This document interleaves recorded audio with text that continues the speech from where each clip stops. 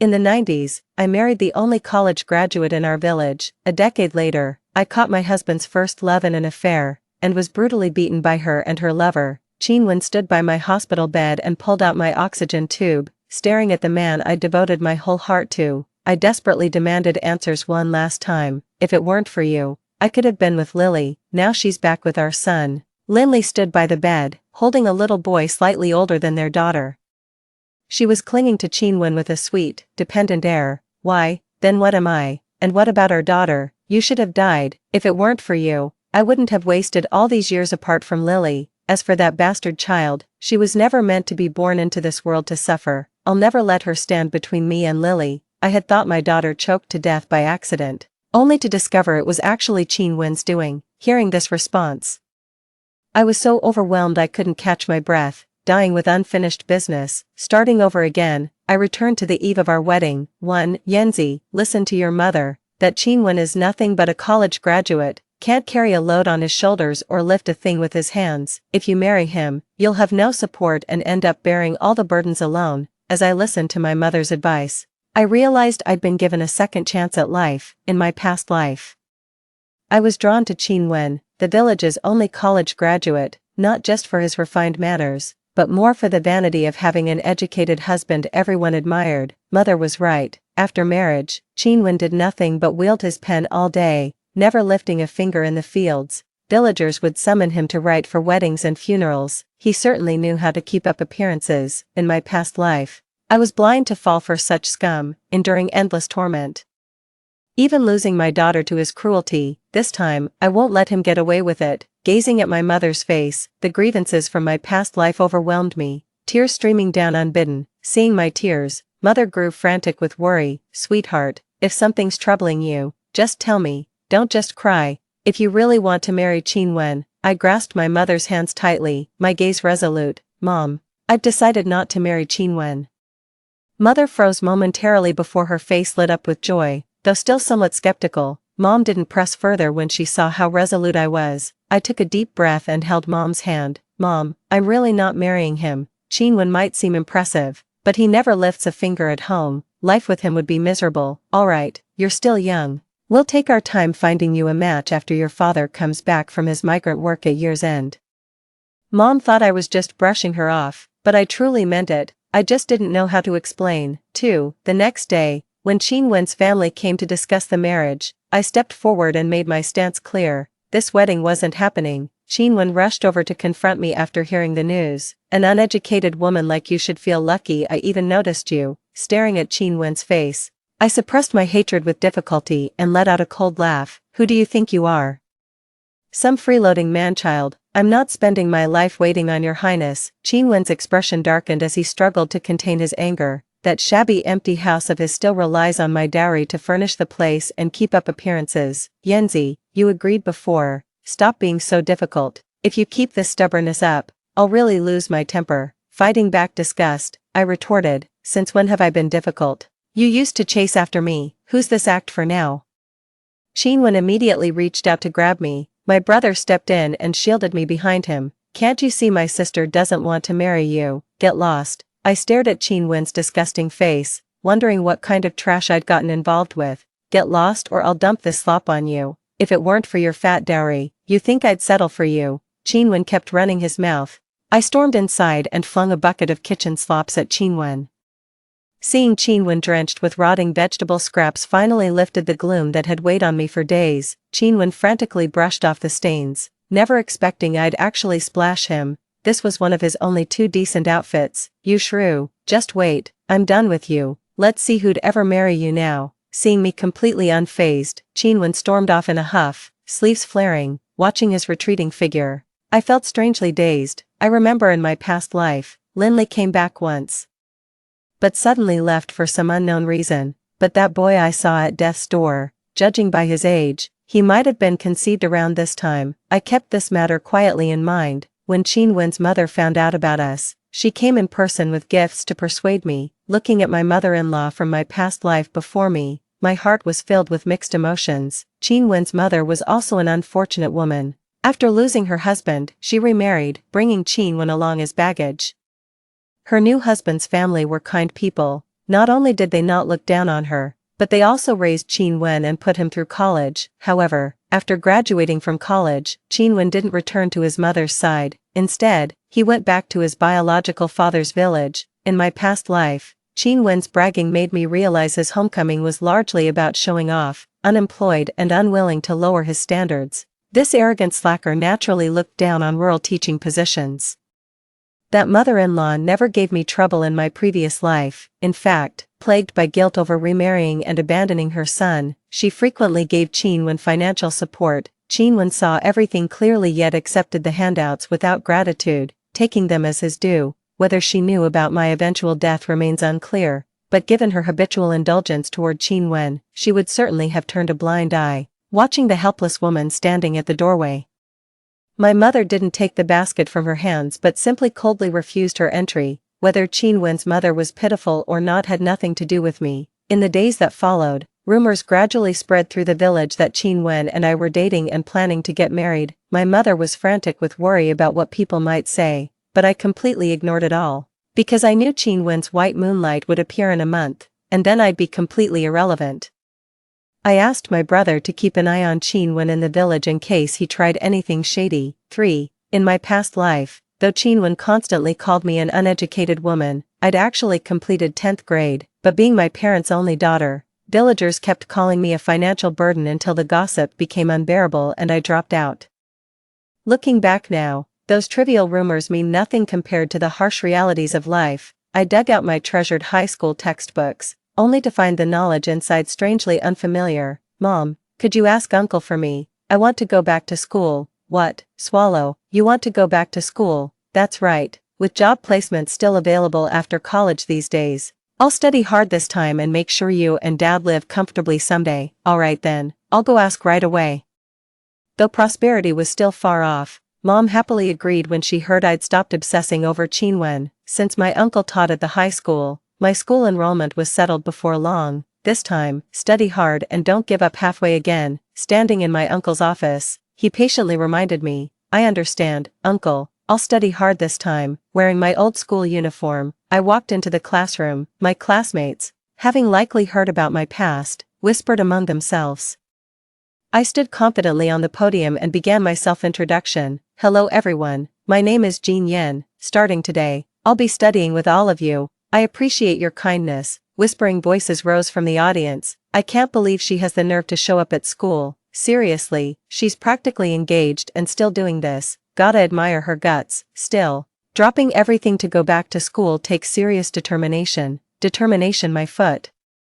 The murmurs swirled around me. There was no stopping the gossip mill now. After class, a stylishly dressed girl blocked my path. You must be Jean Yen. Didn't I introduce myself already? And you are? I'm Lin Mei. Searching through my memories, I think Lin Li's younger sister was indeed named Lin Mei. I cut straight to the chase. What do you want from me? Can't I call you without a reason? Aren't you ashamed? So young yet already clinging to someone else's man. I arched an eyebrow.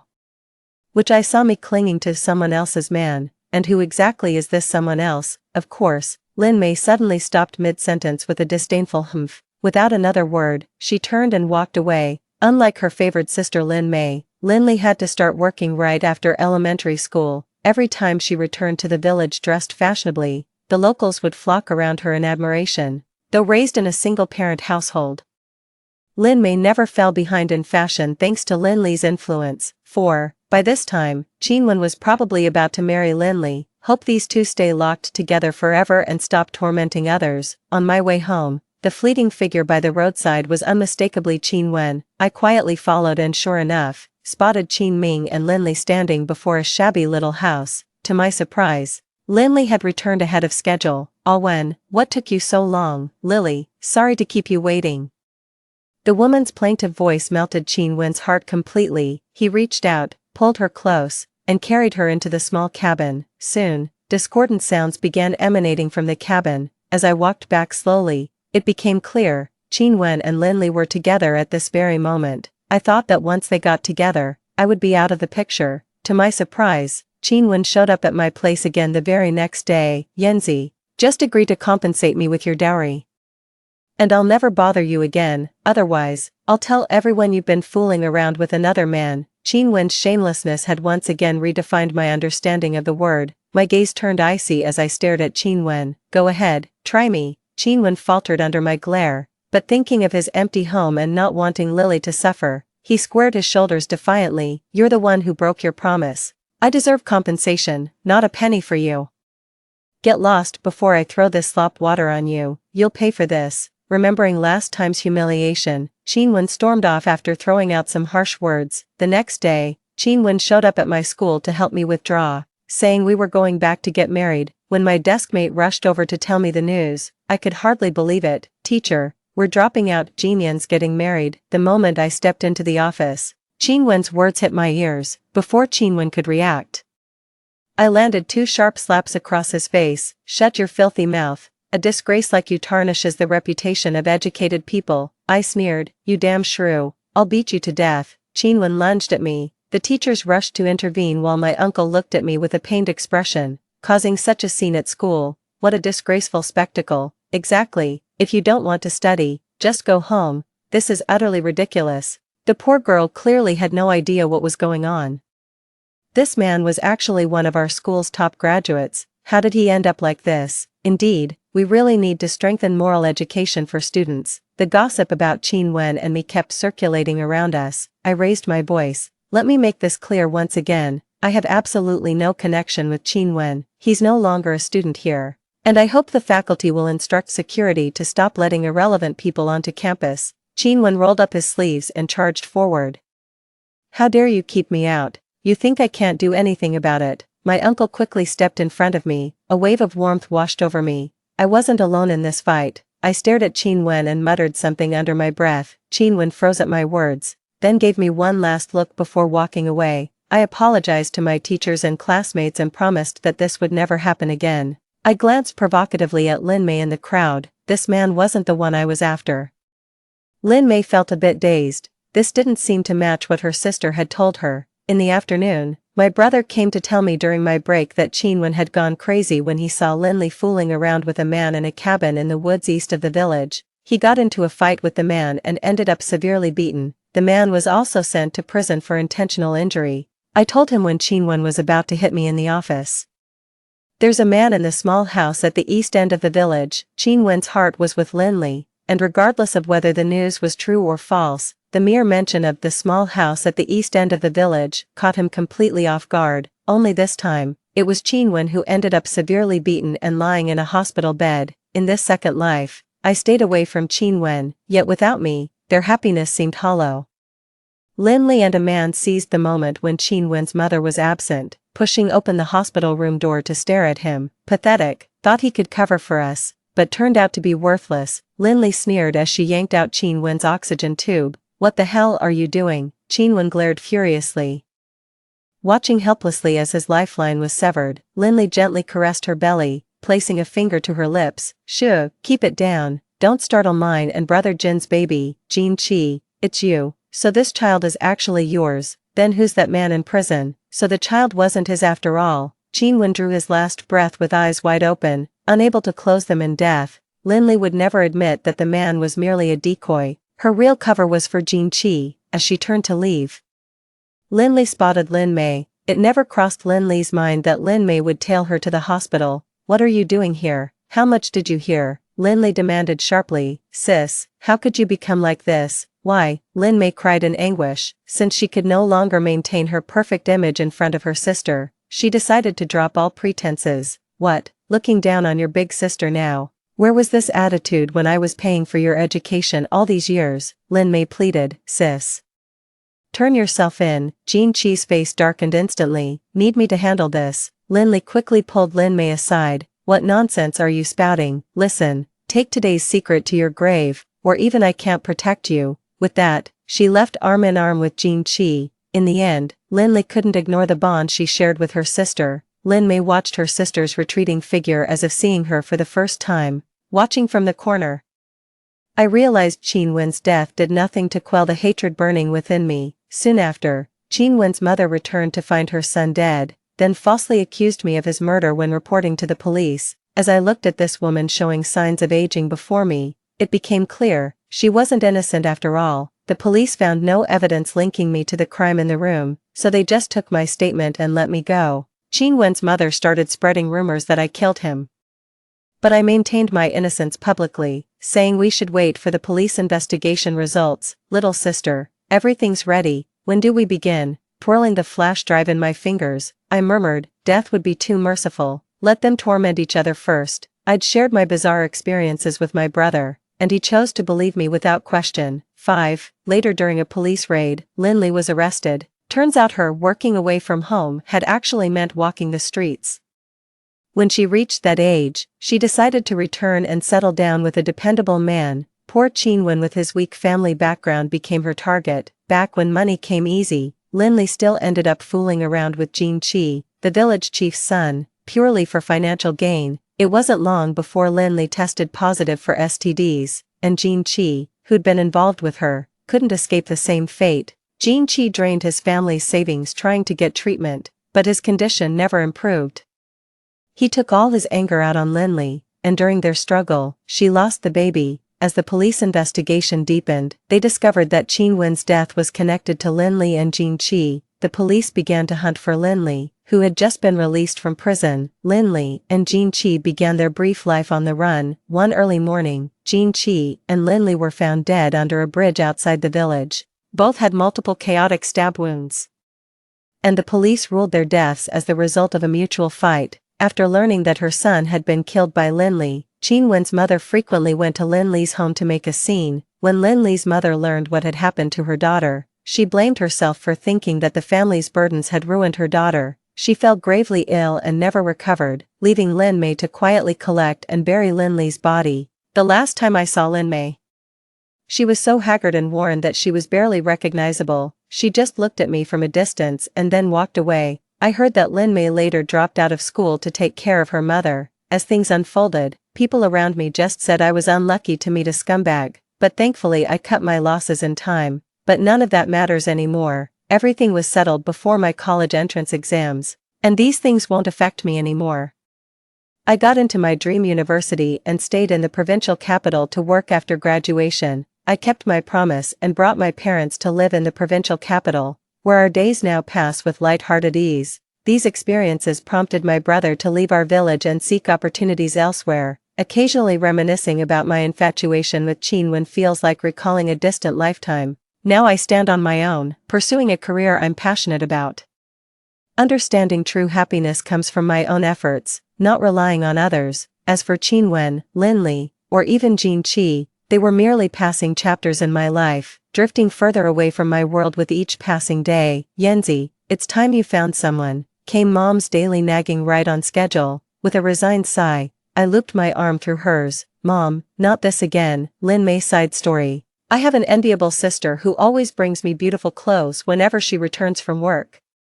She even covers all my school expenses, and I'm truly grateful to have such a wonderful sister. But one day, my sister confessed she had feelings for Qin Wen from our village and they were dating. I was shocked. Since everyone was saying Qin Wen was practically engaged to Jin Yan, I tried to talk her out of it, but she insisted Jin Yan was the one chasing after Qin Wen. Out of trust for my sister, I bought into that story. But soon enough, reality proved me wrong. It was clearly Qin Wen causing trouble at school, and Qin Wen being unreasonably persistent. I didn't want my sister to be deceived, so I tried to warn her. Yet I saw my sister heading to the abandoned woodshed at the east end of the village, a shepherd's old dwelling that had fallen into disuse. I couldn't fathom why she went there, but moments later, she emerged arm in arm with Qin Wen. I confronted her in a heated argument. How could she throw herself at this scoundrel Qin Wen? Knowing full well he was trouble, she sent Qin Wen away first, then confided in me about her struggles. Moved by her sacrifices, I agreed to keep her secret. She promised to cut ties with him for good, but soon after, I heard Qin Wen had been severely beaten in the woodshed east of the village. I rushed to the hospital to confirm, only to hear the words I dreaded most in my life. My sister was playing multiple men and, together with Jin Qi, murdered Qin Wen. I confronted her to make her see reason, but she told me to stay out of it, leaving me terrified every single day. As I looked at Jin Yan, my anger faded, replaced by growing concern. Somehow, I couldn't shake the feeling she was involved in these matters, but soon after, My sister got arrested and was diagnosed with an STD. I was frantic with worry and rage. I wanted to bring my sister home and stop this madness. But mother fell ill upon hearing the news. Torn between caring for my mother and searching for my sister daily, I ultimately dropped out of school. I once looked down on Jean Yen for being uneducated, yet now I've become what she used to be. My sister seems aware of my search and deliberately avoids me. Despite my sister's troubled past, I choose to believe life's burdens simply bowed her back. Eventually, rumors about my sister spread like wildfire, and she met a tragic end amidst the vicious gossip. I stopped lying to myself. I truly had such a sister. I'm in no position to judge her sacrifices, but the version of me tormented by those cruel rumors no longer feels guilt. I quietly buried her remains and planted white gardenias by her grave, praying she'd live untroubled and pure in her next life. I left my hometown with my gravely ill mother. Though our days of poverty outside were harsh, at least I had peace of mind. Story 2, Sinan and I were the most notorious toxic couple in our circle. When he kept a mistress to spite me, I rammed my car into his legs. When he secretly mourned his white moonlight, I smashed the tombstone. For 20 years we'd been locked in this vicious cycle, endlessly wishing each other a gruesome death. Yet when we were both bitten by the venomous snake, he gave me the last dose of anti-venom. With his dying breath, he whispered to me, warning, I owe you nothing in this life. In the next, release me. Let me be with Moonlight, won't you? Moonlight is my younger sister, the fake heiress our whole family doted on. So in the end, their love was always hers. When I opened my eyes again, I was back on that night I'd been drugged and framed. I stabbed my thigh with a fruit knife to force myself to stay calm. Then I turned and walked away. Let's go our separate ways and leave the past behind. Sinan died with his eyes wide open, filled with regret, because I stubbornly refused to promise I'd let him be with Jiang Mingyue in our next life. I deliberately provoked him. Dream on if you think you'll have another life with Jiang Mingyue. You'll always be mine, alive as Jiang Wanning's husband, dead as my ghost. He glared at me with dying eyes before drawing his last, labored breath. The C family resents me for showing no mercy. They forbade me from attending his funeral, yet I went anyway. I'm no pampered Jiang family heiress, but a street-smart survivor raised in the orphanage trenches. I knocked out the guard they left to watch me. I vaulted over the balcony railing. I didn't care if I ended up battered and bleeding, but when I rushed to the funeral, I saw Jiang Mingyue's ashes being buried alongside Sinan, this lifetime. So that's why they wouldn't let me come. They wanted Sinan and Jiang Mingyue to be buried together. What about me, his lawful wife who stood by Sinan for 20 years? Where will they bury me when I die? I staggered unsteadily. My son, whom I carried for 10 long months and brought into this world with great difficulty, quickly stepped forward to shield me. He said with undisguised disgust, Mom, wasn't killing Dad enough? Are you really going to deny his final wish? My throat is burning with pain. I rasped hoarsely, Xiaoza, but your father's dying wish was to be buried with another woman, and you expect Mother to endure this too? The son retorted vehemently. She's not just some other woman, she's Mingyue's mom. In my heart, she's 10,000 times better than you. If we'd known how vicious you are, Dad should have divorced you sooner to be with Mingyue's mom. Better that than letting Dad live with lifelong regret. My mother, who'd lost me for 18 years before bringing me home yet never showed me a day's love, also spoke with tear-reddened eyes. Yes, we should have let Mingyue and Sinan be together back then. You and that boy are both equally eccentric, perfect for torturing each other. My father and brother glared at me with undisguised loathing. Indeed, we should have married you off to that heartless family wretch when we had the chance. One wrong decision has doomed our Mingyue to a lifetime of misery. I stared at these faces glaring at me with pure hatred. Nothing but bitter amusement filled my heart. It was them who looked down on the C family for not being as wealthy as the Huas, too precious to let their beloved Mingyue suffer in marriage.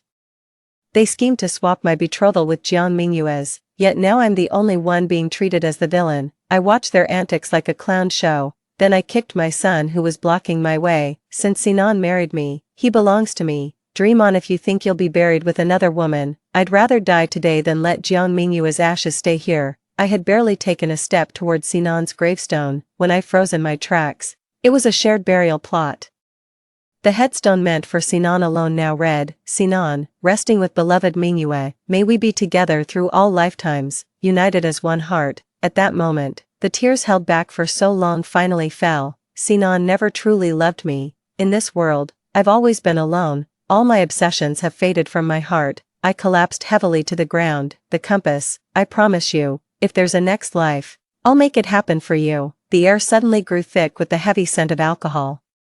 A scorching body pressed against me from behind. Never did I expect to open my eyes again. I'd actually been reborn. I'd returned to that fateful night when Sinan and I were drugged and ambushed. This was Jiang Mingyue's 20th birthday celebration. Somehow, Sinan and I ended up being shoved onto the bed without knowing why. In 10 minutes, Princess Jiang Mingyue would burst through this door with her entourage, and thus began the tragedy of our lives. A pair of unyielding arms suddenly encircled my waist. The scent of pine from his body enveloped me completely, so achingly familiar it nearly brought me to tears. Yet I knew, this fragrance, like its owner, was never meant for me. I bit my tongue hard to stay conscious, but struggling free from Sinan's entangled arms proved difficult. In my weakened state, I stood no chance against Sinan. Through the haze of dizziness, I suddenly heard Sinan whimper something. Jiang Wanning.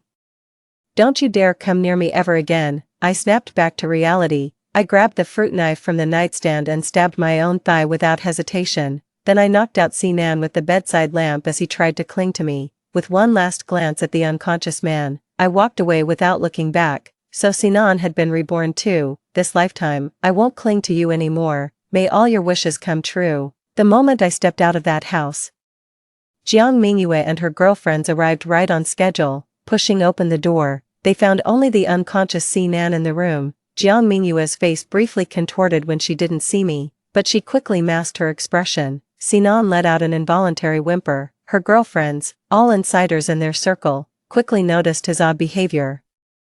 We've all seen every trick in the book. In an instant, everyone pieced together what had happened. They were certain someone had framed Sinan, the fiancé of the Jiang family's most cherished daughter. They made a huge scene demanding to find the culprit. Someone maliciously shouted my name. It must be that housekeeper's daughter of yours. She framed him out of jealousy over your relationship with Sinan. How utterly vicious. Jiang Mingyue held the still-dazed Sinan in her arms, tears streaming down her face as she whispered weakly, "Don't speak of Wanting like that. Even though she's had feelings for Sinan all along, she would never do such a thing." My hopelessly biased brother immediately chimed in, "Mingyue, you're just too kind-hearted. That Lin Wanting woman not only stole your identity, now she's after your man too. If I find out she's really behind this, I'll make sure she regrets being born." That's exactly how they were in my past life. They condemned me without even hearing my side. Even if I screamed myself hoarse claiming I was framed, not a single soul believed me. Nobody expects a housemaid's daughter to have any moral integrity. They're utterly convinced I'm some scheming slut who'll stop at nothing to climb the social ladder. But the truth is completely different, yet they remain unaware. In reality, I'm the true Miss Jiang of this family. The Lin family never publicly acknowledged my identity after bringing me back.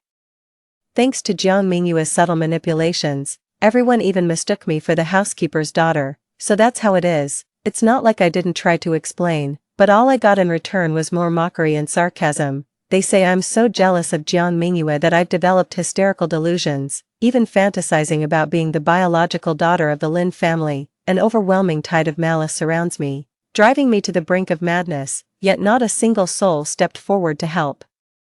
Even my own parents and brother turned against me. They looked down on me with contemptuous accusations, calling me underhanded and malicious. This scene haunted my nightmares for 20 years. Thankfully, in this lifetime, I'll never have to go through this again. I'm done with the drama in this house. Stepped outside and made a call. Hudingshan, I've agreed to move the wedding date forward as you suggested. Also, could you send someone over to help me with something?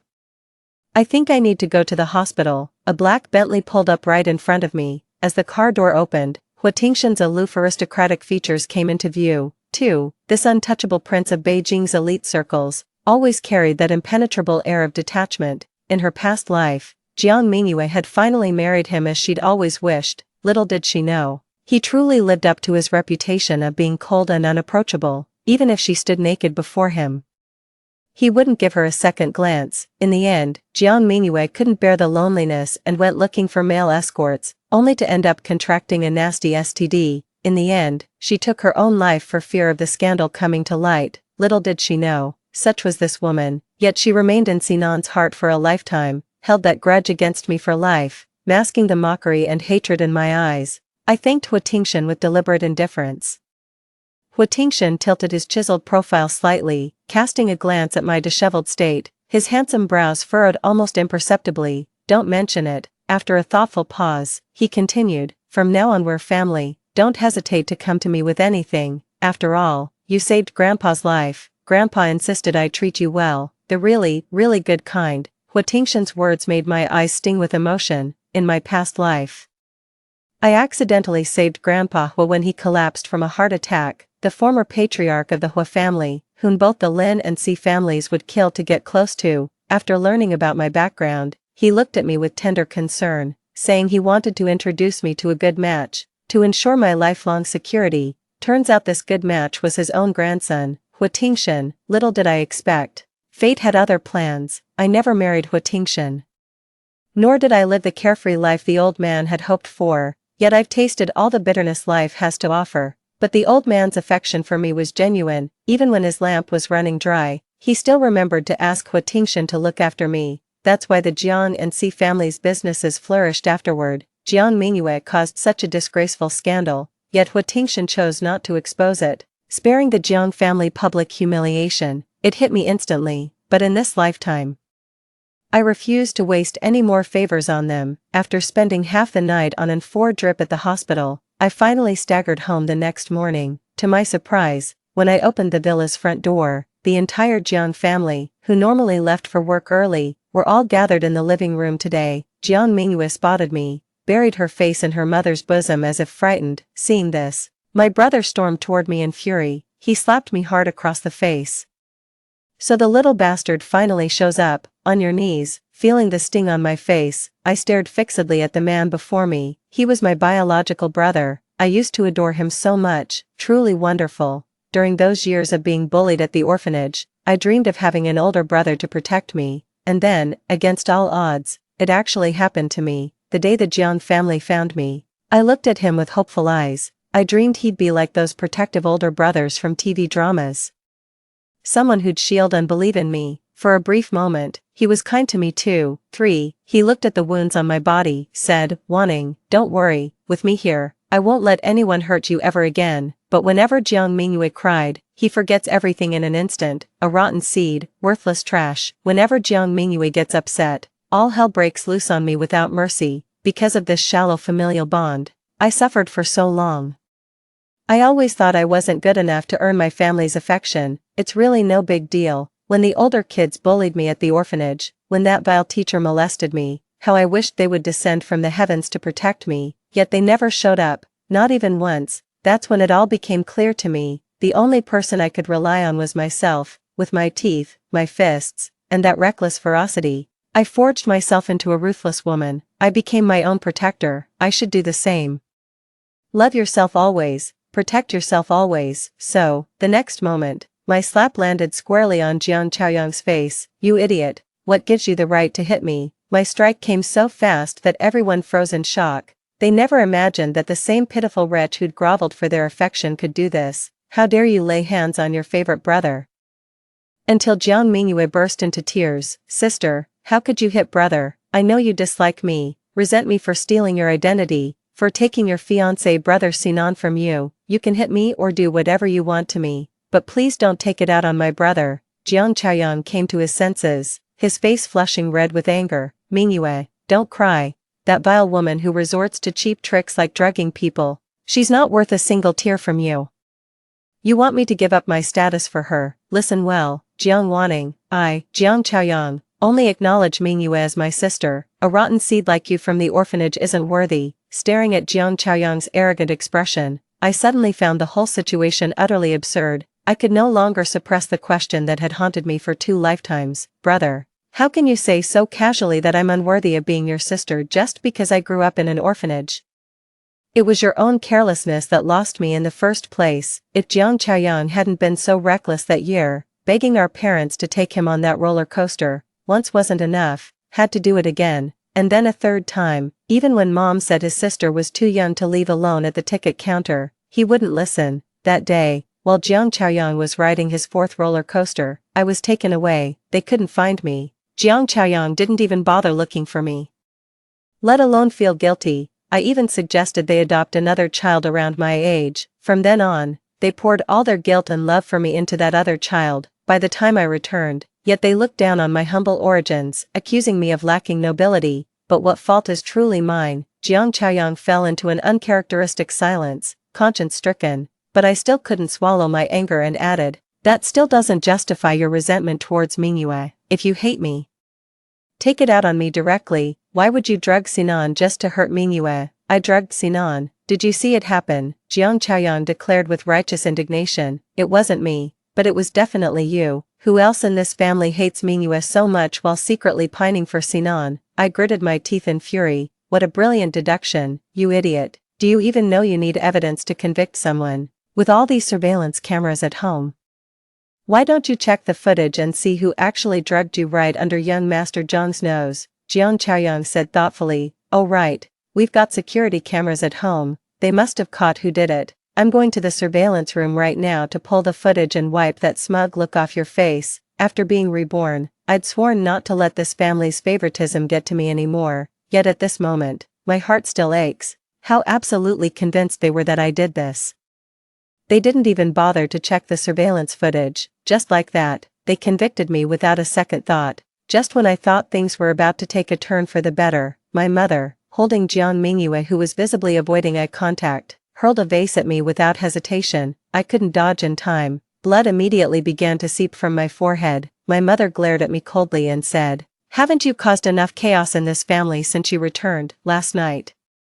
The entire capital was laughing at our Jiang family, two sisters fighting over a man, and your own brother-in-law at that. How could you stoop so low, since you're so infatuated with Sinan that you'd even drug him? Let's settle this now. I decree that Mingyue shall yield him to you. After all, you were the one originally betrothed to the C family from the beginning. When the C family comes with the marriage proposal in a few days, you'll wed him in Mingyue's stead. 3. Me, marry him.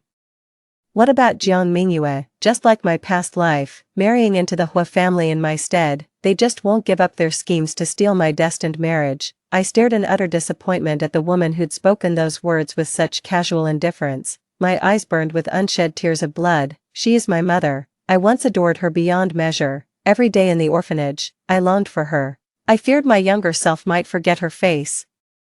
Every day I forced myself to trace her features in my mind, over and over. 10 minutes later, no one knows how deeply I've missed her all these years. That's why meeting her again left me utterly heartbroken. She clutched the fake daughter tightly, eyeing me with defensive hostility, whispered tenderly to Jiang Mingyue in her arms, don't be afraid, Mingyue, even if she were my biological child, she could never replace you in this lifetime. That moment, I felt abandoned by them all over again. I blinked hard to fight back the tears, because I know tears from loveless eyes mean nothing. Crying yourself to death won't change a thing. Besides, I've shed enough tears in past lives already. All I want to do is laugh. This time, it's their turn to shed the tears. I stared at my mother and Jiang Mingyue's venomous, gloating faces and said, does Sinan know about this scheme to switch our marriage arrangements? He loves Mingyue so much, he'd never agree to this.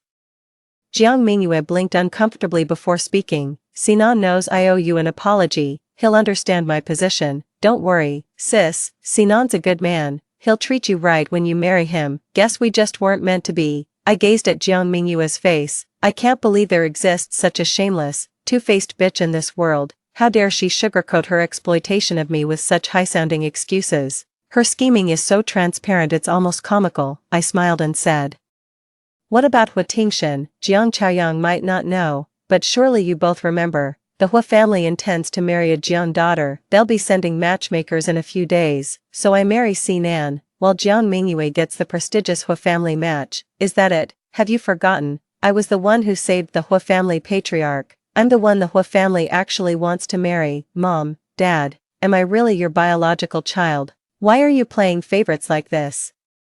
Jiang Chaoyang's jaw dropped in shock. Mom, Dad, what did Jiang Wanning mean? The Hua family actually wants Hua Tingshan to marry her. Jiang Wanning actually saved old Master Hua's life. How come I knew nothing about this? After all this time, Father Jiang finally spoke. He looked at me quietly, like a father watching his wayward daughter. Then they said to me in a grave tone, Wanning, it's not that we look down on you, nor that Mom and Dad don't love you.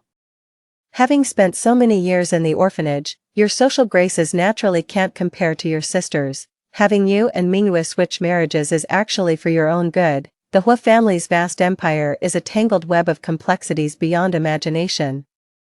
With your temperament, you'd be devoured alive within days of marrying into the Hua household. Only Mingyue's marriage can forge a true alliance between our families. You know, our Jiang family has lingered on the fringes of Beijing's elite circles for decades, unable to break through. What a perfect opportunity this is now. Why don't you obediently marry into the uncomplicated C family and live a stable life, while letting your younger sister take your place in marrying the Hua family? I watched the paternal warmth in Father Zhang's eyes. All I could do was sneer inwardly. If that's really the case, why couldn't they just talk to me properly from the start? They had to go and drug me, ruining my entire life. This man, I trusted him completely when I first came back. I wish he could be like other fathers, a solid mountain his child can always rely on. Yet every time I was framed or misunderstood, he'd just coldly say, "Why do they only target you and leave others alone?" Wanting, you should really look inward for the reasons. At that moment, it all became clear to me. This so-called father was neither trustworthy nor reliable. The only person I could count on was myself. I smiled, but I don't want to. The Hua family isn't as complicated as you make it out to be. I won't be devoured alive. Grandfather Hua promised to protect me for life. I don't believe marrying into their family would bring me hardship. Father Jiang saw he couldn't win the argument. Furious, he hurled his teacup to the ground and glared at me with burning eyes. Ungrateful child, since when do you get to decide what's acceptable? Today you'll yield whether you want to or not. The Hua family's prestigious marriage must go to your sister Mingyue. Guards, lock her in the freezer. No food or water until she agrees. Let's see how long she lasts. Father Zhang's words sent a painful tremor through my heart. Locked in the freezer, that's their go-to punishment for disobedient me. They know I'm terrified of the dark. They're aware my orphanage years left me frail. I can't handle the cold, so every time I didn't toe their line, they'd deliberately lock me in there, watching me suffer through the torment inside. They wouldn't be satisfied until they saw me sobbing on my knees, begging for mercy. The words hung in the air. Two bodyguards immediately stepped forward and twisted my arms behind my back.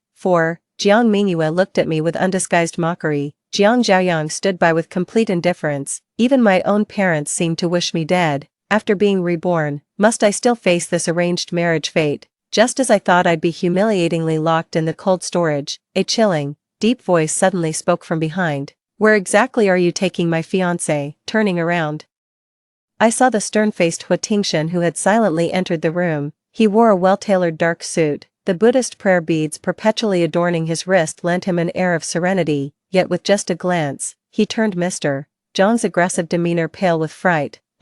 We were just playing a little joke on my daughter, young Master Hua. Why didn't you give us a heads up before coming? Hua Tingshan gave a cold smirk. Do I need your permission to go wherever I please? Besides, if I'd given a heads up, would I have gotten to witness such a spectacular scene? So my future father-in-law wants to unilaterally swap out my bride-to-be. Does he? Swap what bride? At some point, Sinan had quietly entered the room. He glared at me with disgust, then cast a wary glance at the pitiful Jiang Mingyue and the suddenly appeared Hua Tingshan before saying guardedly, "Young Master Hua, is Jiang Wanning pulling some trick again? Trying to substitute Mingyue in marriage through deception? Let me make this clear, the one engaged to you is Jiang Wanning, not Jiang Mingyue. Mingyue and I grew up together since childhood. We've had an arranged marriage since we were kids, our hearts beat as one, and we've long pledged our lives to each other.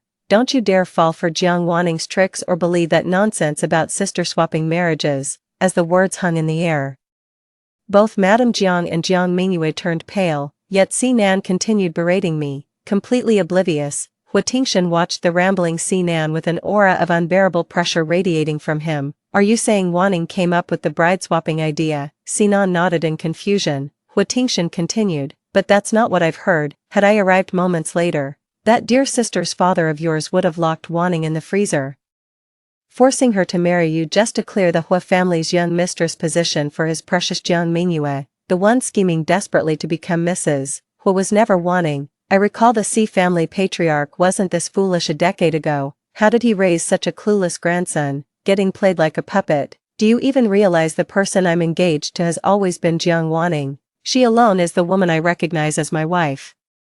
If any of you still dare to scheme about substitutions, don't blame the Hua family for being merciless. We'll make sure they can't survive in Beijing." Sinan stood thunderstruck. He stared at Jiang Mingyue in disbelief. Jiang Mingyue couldn't meet his gaze, her conscience weighing heavy. Finally forcing a pale smile, he rationalized, "No need to explain, Mingyue. Uncle Jiang forced you into this, didn't he? I know your heart belongs only to me. But you're not his biological daughter. That's why you can't defy him, right?" Jiang Mingyue heard these words. She nodded eagerly. "Brother Sinan, you're the only one who truly understands me. As an adopted daughter, how could I ever defy father's orders? A brutal beating. But you've always been the only one in my heart." Upon hearing this, the Jiang family looked as disgusted as if they'd swallowed flies. "In my past life." Madame Jiang's grip loosened unconsciously. "Mr.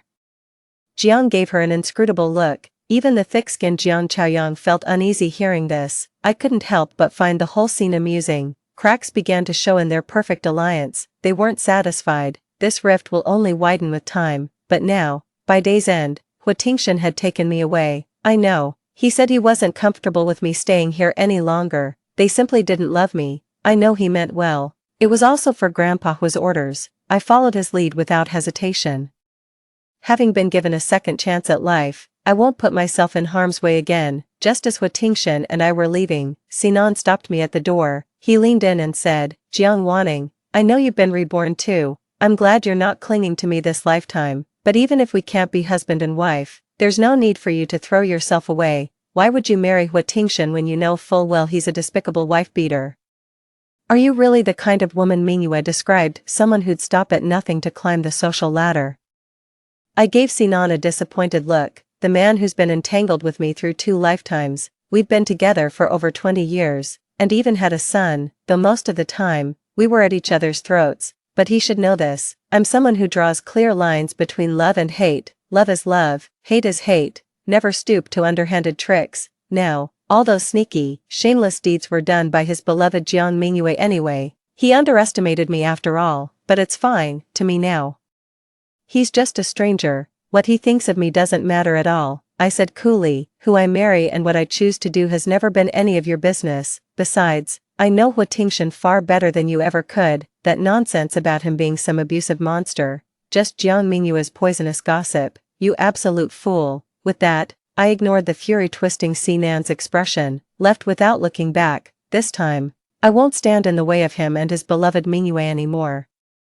Though I wonder if it'll have the fairy tale ending you're dreaming of. Hua Tingshan took me to one of his private estates. 5. After that, he left. Our wedding is scheduled in 2 weeks. I heard Jiang Mingyue and Sinan's wedding is also being planned, but for some reason, the exact date hasn't been set yet. During my 10-day stay here, Hua Tingshan never showed up. Yet any jewelry I casually complimented would magically appear before me the next day. The clothing brands I mentioned liking would be delivered to me in full collections overnight. Whenever I mentioned craving food from a particular restaurant, their head chef would personally show up at the manor that very evening to cook for me. The attention to detail was absolutely extraordinary. I never expected Hua Tingshan to follow his grandfather's instructions so dutifully, to go this far in accommodating me. But if he treated Jiang Mingyue the same way in their past life, why would she feel so lonely that she'd seek out male escorts? I've been thinking long and hard about this. In the end, I concluded Jiang Mingyue simply didn't know how good she had it. With such a wonderful husband, even seeing him just once a year would be enough. What's there to feel lonely about? I could live happily ever after with my grand estate, jewels, and designer handbags. The day before the wedding, I made one last trip back to the Jiang residence. The Jiang family was about to make connections with the Hua family, an opportunity they could only dream of before, all thanks to me. How could I not come to collect my dues? My past life has taught me, emotions get you nowhere, only money and power truly nourish a man. Under old man Jiang's resentful gaze, I took control of their flagship construction subsidiary. Then I claimed another 5% stake in the Jiang family holdings, same as Jiang Mingyue and Jiang Chaoyang's shares. Wanting, you certainly play your cards well. I signed the equity transfer without the slightest hesitation, but the benefits of marrying into the Hua family far outweigh these trivial gains. Mr. Jiang must have done the math. Whether your family gets that Eastern District land ultimately depends on Tingshan's word. Jiang's father's face momentarily contorted when I addressed him as Mr. Jiang, but he quickly composed himself. He's always been a shrewd businessman, yes.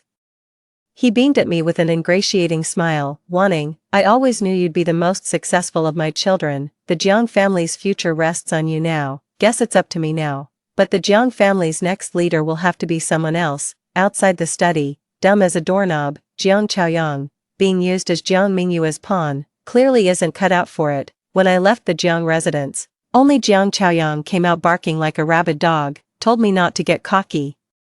Said I'd be tossed out like trash once the Hua family grew tired of me. Madame Jiang watched me with venom in her eyes. That gaze bore no resemblance to how a mother looks at her own child. After a long silence, she said, "Wanning, are you truly determined to compete with Mingyue?" "I studied the woman who gave birth to me yet never loved me with profound intensity," I replied. "Madame Jiang, it was never me who initiated this rivalry. Have you forgotten? Unlike you, the Hua family and Hua Tingshan chose me from the very beginning." Madame Jiang froze at my form of address. When I first returned, she never allowed me to call her mother in front of others. Later, she feared people might question the identity of her beloved daughter Jiang Mingyue, but I never agreed. I don't understand why, when I'm clearly her child, why couldn't I openly call her mom, for that single word? She locked me in the freezer countless times.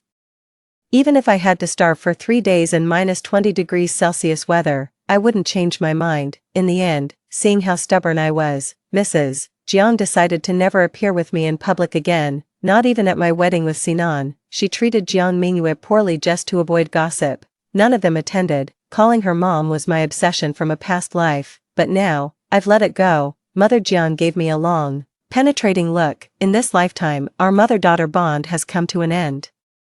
After settling all affairs, I left the Jiang household. Strangely enough, Jiang Mingyue never showed up. They didn't give me a hard time. As long as she stays out of sight, that's fine. I'm getting married tomorrow. I doubt she'd dare cause any more trouble, but even if she tries anything, I'm not afraid. I was married at the Hua family estate. After returning to the Jiang household, I made no friends because of Jiang Mingyue.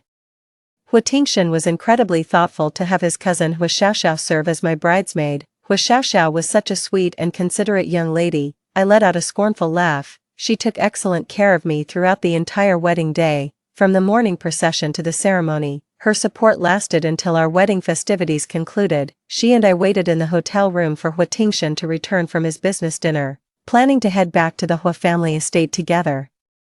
But we ended up waiting in that room for ages. Hua Tingshan never showed up. My calls to him went unanswered. Hua Xiaoxiao went out to search anxiously, but couldn't find anyone. Just as I was about to join the search, one of Jiang Mingyue's gossipy friends who'd spread rumors about me came panting through the door. "Oh no, Mingyue got drunk and fell asleep in her room." Then Mr. Hua went in. Maybe he mistook her for Wanning. And now there, good grief, just go check on them already.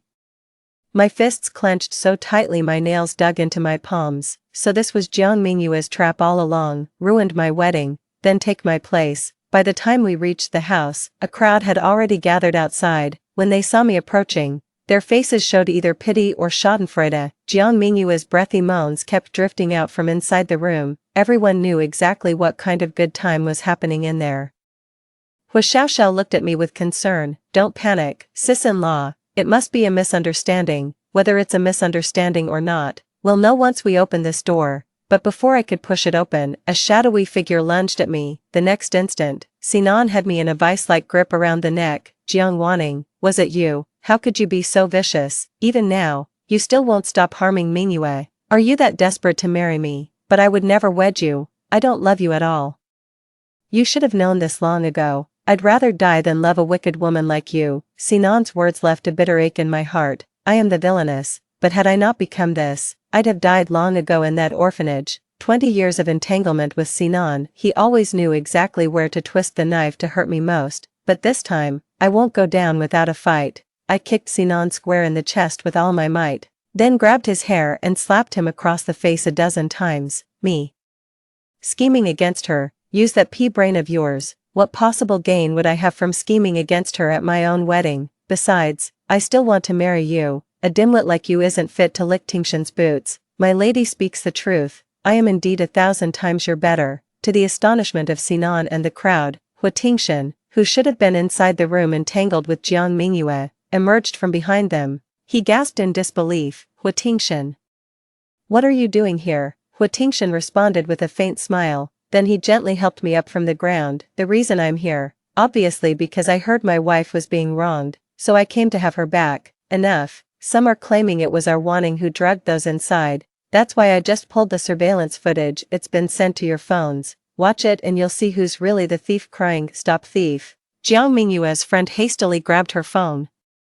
The drugged man they'd brought in was no Hua Tingshan at all, just some 50-something distant relative of the Hua family. The man had achieved nothing noteworthy for decades, and worse, was riddled with STDs. Everyone in the circle knows they're dirty. This time, Jiang Mingyue has truly screwed herself over. Sinan watched in disbelief as Jiang Mingyue personally spiked a drink. Then it was presented to Hua Tingshan. After that, she came to this room and waited. What else is unclear?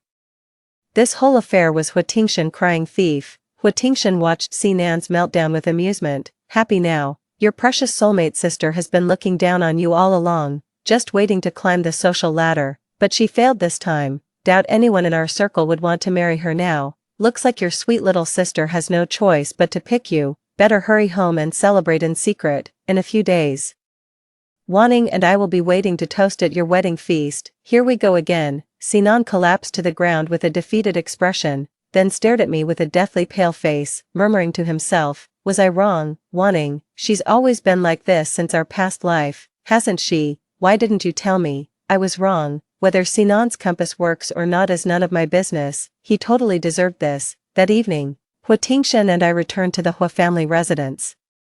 He's every bit the gentleman as always, shared a bed yet never crossed the line. The Buddhist prince of Beijing's elite truly lives up to his reputation. For some inexplicable reason, I woke up to find our limbs entwined in a tight embrace. The intimacy of our position made my heart race. This became our daily ritual in the following days. Neither could tell who initiated the embrace. Waking up to that position, staring at that handsome face again, I'm seriously worried I might lose control.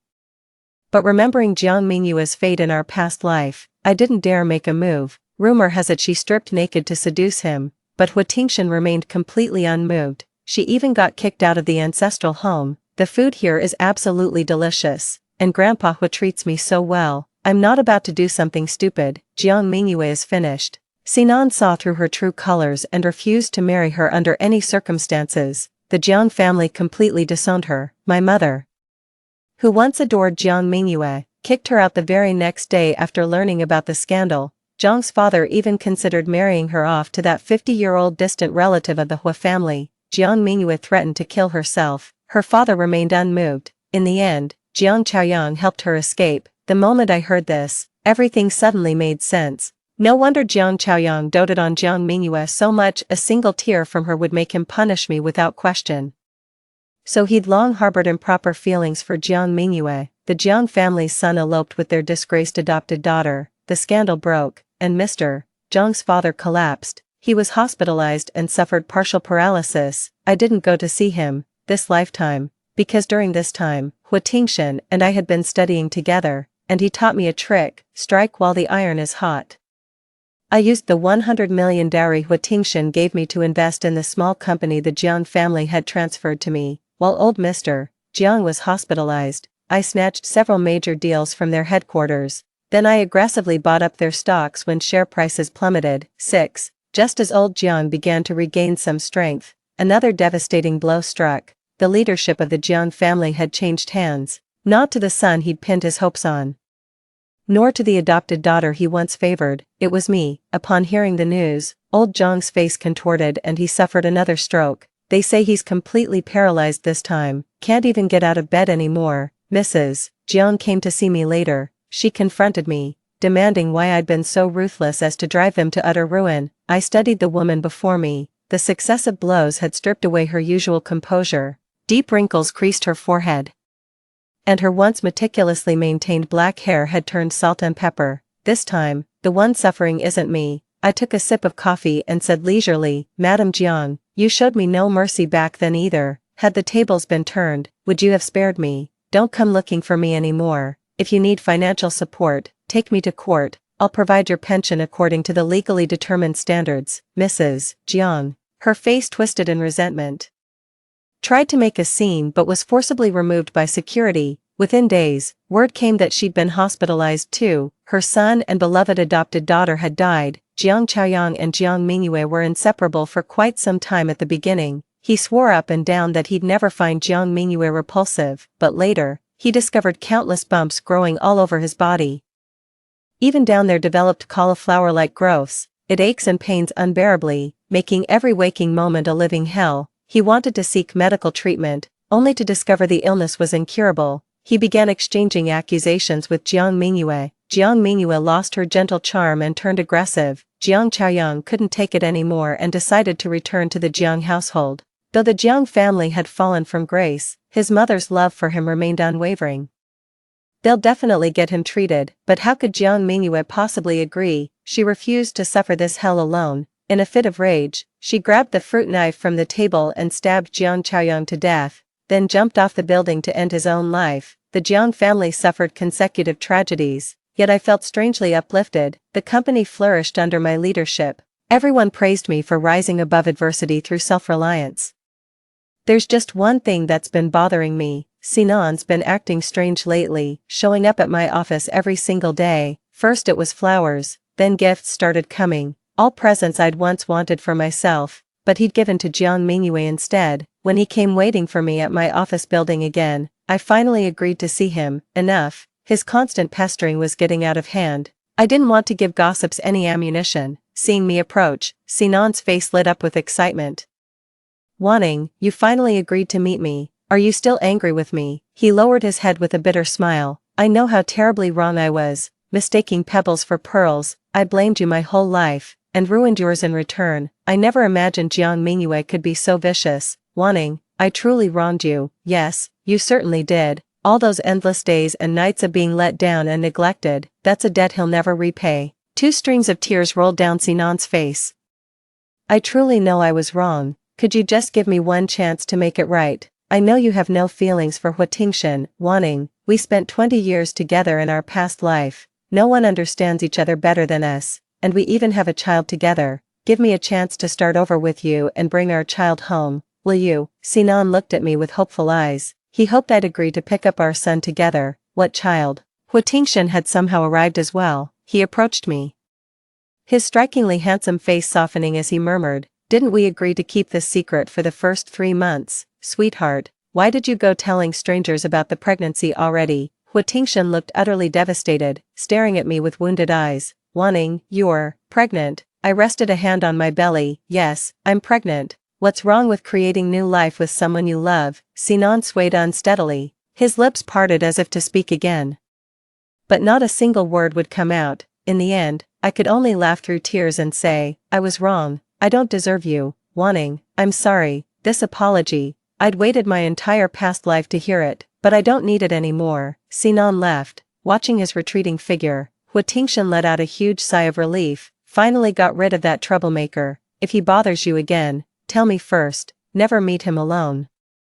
That adorable expression was a far cry from his usual aloof Buddha of Beijing's elite persona. I looked at him amusedly and said, since when did our Buddha of Beijing's elite become so insecure, pretending I'm pregnant, really, that desperate for reassurance? Huatingshan didn't refute me. Blushing, he took my hand and said, you know I lose all confidence around you. Wanting, after all this time, haven't you noticed my feelings? Of course I have.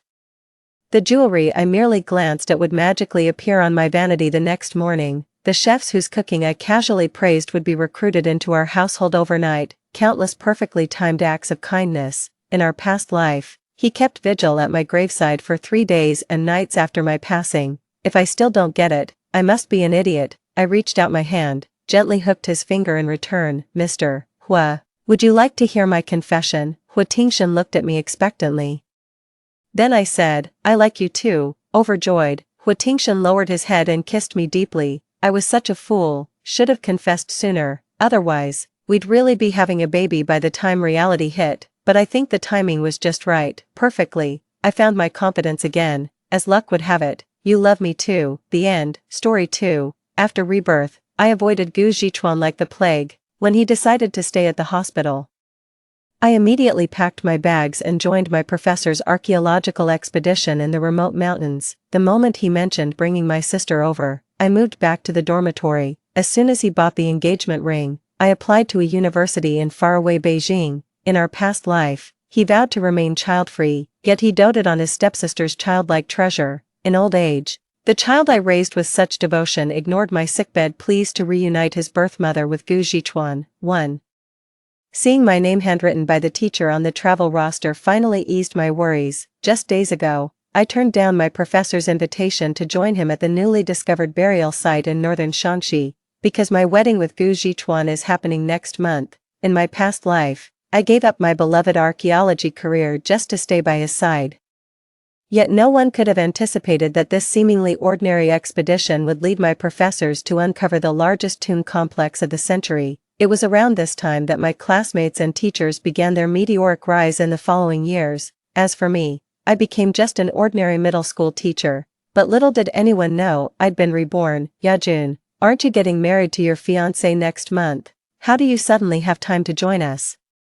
Teacher Li adjusted her glasses and gave me a puzzled look. When I think of Gu Jichuan, the first things that come to mind are his striking features and that ever-present faint scent of antiseptic clinging to him. I shook my head. The wedding, let's postpone it for now. Taking a deep breath, I said, in any case, I'm truly grateful for this second chance you've given me. Thank you. I bowed deeply. The teacher sighed and told me to pack my things, preparing to leave in 3 days.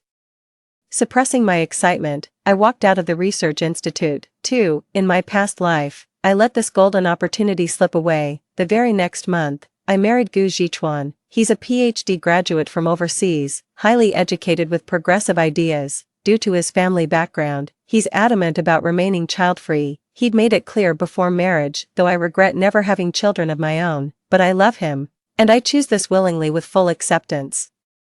So when my mom suggested taking in my sister's out-of-wedlock baby, I agreed without hesitation. Though Gu Jichuan never wanted children of his own, he's always been wonderful to this child. I was genuinely grateful to him for that, or so I thought. He loves me, so he loves everything associated with me. It's because of his love for me that he treats this child so well. Until the child marries and has children of his own, until my old age, I treated him as my own, but in my twilight years, a sudden illness shattered the fragile illusion of happiness I'd clung to for half a lifetime. Turns out Gu Jichuan's kindness to this child was truly love me, love my dog, not for my sake at all, but for my sister's. All these years, Gu Jichuan hadn't just been raising his stepsister Zhou Yuting's child, he'd been supporting Zhou Yuting herself all along. Zhou Yuting doesn't have to raise children or take care of elderly parents, yet every month she lives a leisurely life spending Gu Jichuan's money, while I'm just the household drudge, tending to both children and aging parents. Even the child I poured my heart into raising prefers her company. Even in old age,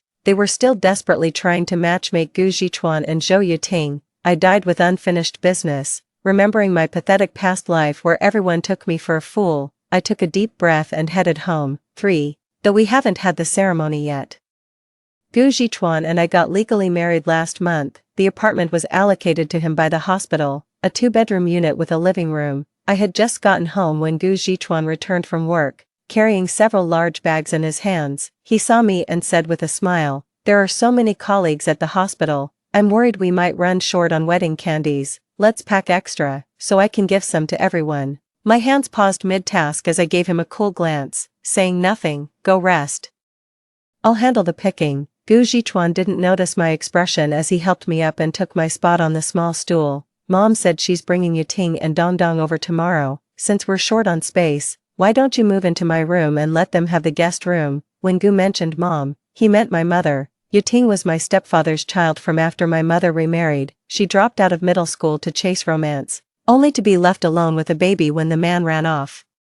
My mom urged her to secretly abort the baby, but she threatened suicide, insisting the father would return. Defying everyone's judgmental whispers, she kept the child. Dongdong is 3 years old now. In their past life, they also came up tomorrow, but only Zhou Yuting and Dongdong showed up. I later learned it wasn't my mom bringing her here at all. The moment she heard about my wedding, she rushed over with the kid in tow. To be honest, we were never that close, but the kid was so sweet, constantly calling me auntie this and auntie that. Since Gu Jichuan wanted to remain child-free, I gradually came to treat Dongdong as my own. I shook my head. What's gone is gone. 4. Just as I thought, the next day, only Zhou Yuting and Dongdong showed up. As soon as I opened the door, I saw her gaze sweep past me, searching behind me. "Where's brother-in-law?" Isn't he home? Zhou Yuting brushed past me, dragging Dong Dong inside uninvited. At work, I replied flatly.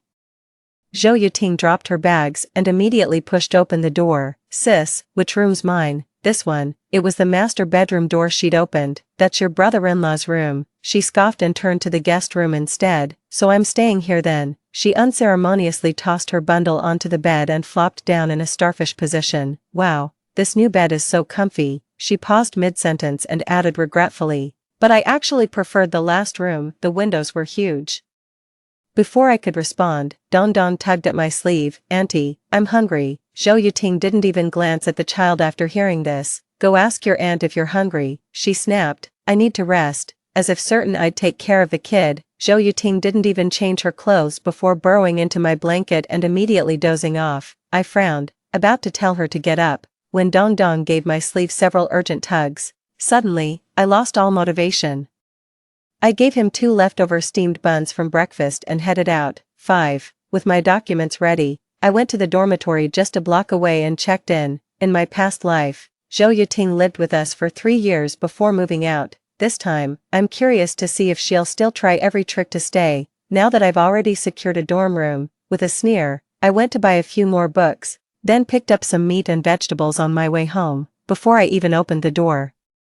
I could hear laughter and cheerful voices inside. Brother-in-law, look, this is me and my sister when we were kids. Wasn't my sister super ugly back then? Let me tell you, folks in our village all said if she'd kept studying, she'd never have been our hometown's first college graduate. If only my mom would let me study, otherwise. I scoffed coldly and pushed the door open. Inside, Zhou Yuting and Gu Zhichuan were standing uncomfortably close. Gu held Dong Dong, who was munching on beef jerky, while Zhou nearly threw herself onto him, carrying groceries. I walked in and said, it's not that mom won't let you study, you've never ranked above 47th in a class of 50, and you dropped out of middle school to hang with street gangs, can't even tell who the baby's father is. With that kind of track record, do you really think you'd stand a chance at passing the high school entrance exams? Zhou Yuting's face drained of color as my words hit her.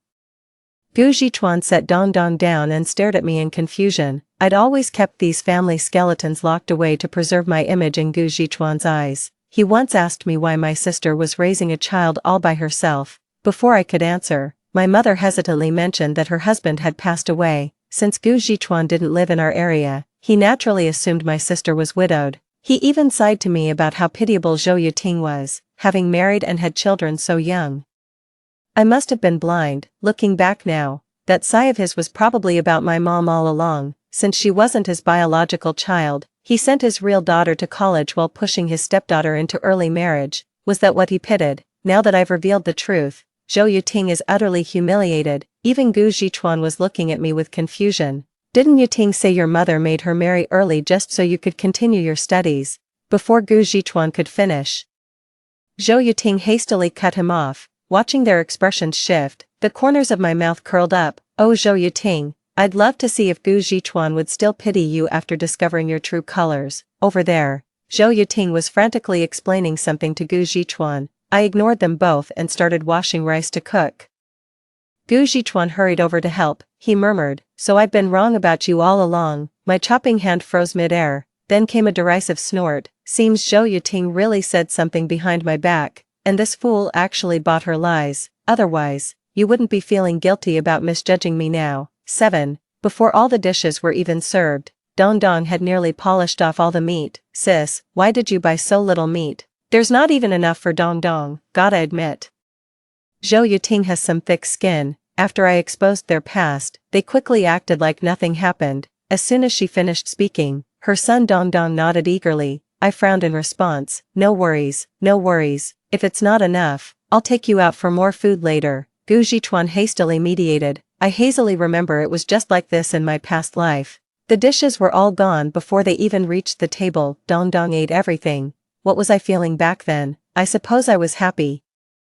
Happy that Dong Dong enjoyed my cooking. He's got quite the appetite. That's great. But now, I just felt disgusted. I picked up my bowl. Guests should know their place, don't you think? I stared straight at Zhou Yuting. She paused, then shot Gu Zhichuan a wounded look. Gu Zhichuan hesitated, unexpectedly not defending her as usual, and instead served me a portion. Eat up. I quietly pushed the food aside with my chopsticks. Leaving it untouched, after taking a few bites, I added. I've arranged a dorm for you, stay the night, then head back. This marriage between Gu Jichuan and me is definitely not happening, since things are falling apart between us. It's inappropriate for Zhou Yuting to keep living here. Of course, if they still choose to mess around after our divorce, that's none of my business, can't be bothered. 8. Zhou Yuting was furious. She couldn't understand why she had to stay in the dorm when visiting her own sister. She sobbed. I know you've never liked me since we were kids, and I know you look down on me now that you're in college. Yes, I embarrassed you, but I was young and foolish back then. Can't you cut me some slack? I'm not leaving, why should I? Zhou Yuting started acting shamelessly. Gu Jichuan remained silent on the side. In the past, he would have definitely stood up for her, pushing the rice around in my bowl. I said flatly, no amount of crying will change anything.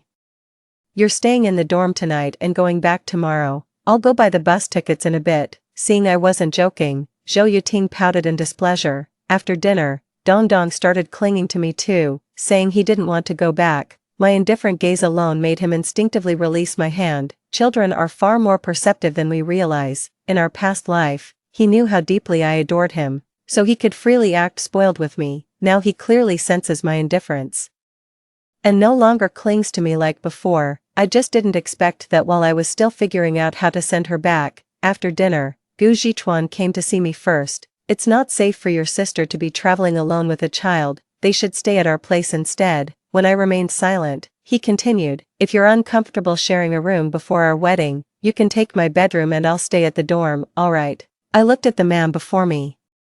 Feeling a pang of sadness in my heart, I knew Zhou Yuting must have approached him secretly after failing to persuade me. My mind drifted back to my past life. Once, Zhou Yuting and I took the kids shopping for clothes, but we both fell for the same outfit. Without hesitation, he said, let Yuting have it if she likes it. She's your younger sister, you should give way to her. As if being the elder sister automatically made me the guilty party. In the end, Zhou Yuting stayed living with us.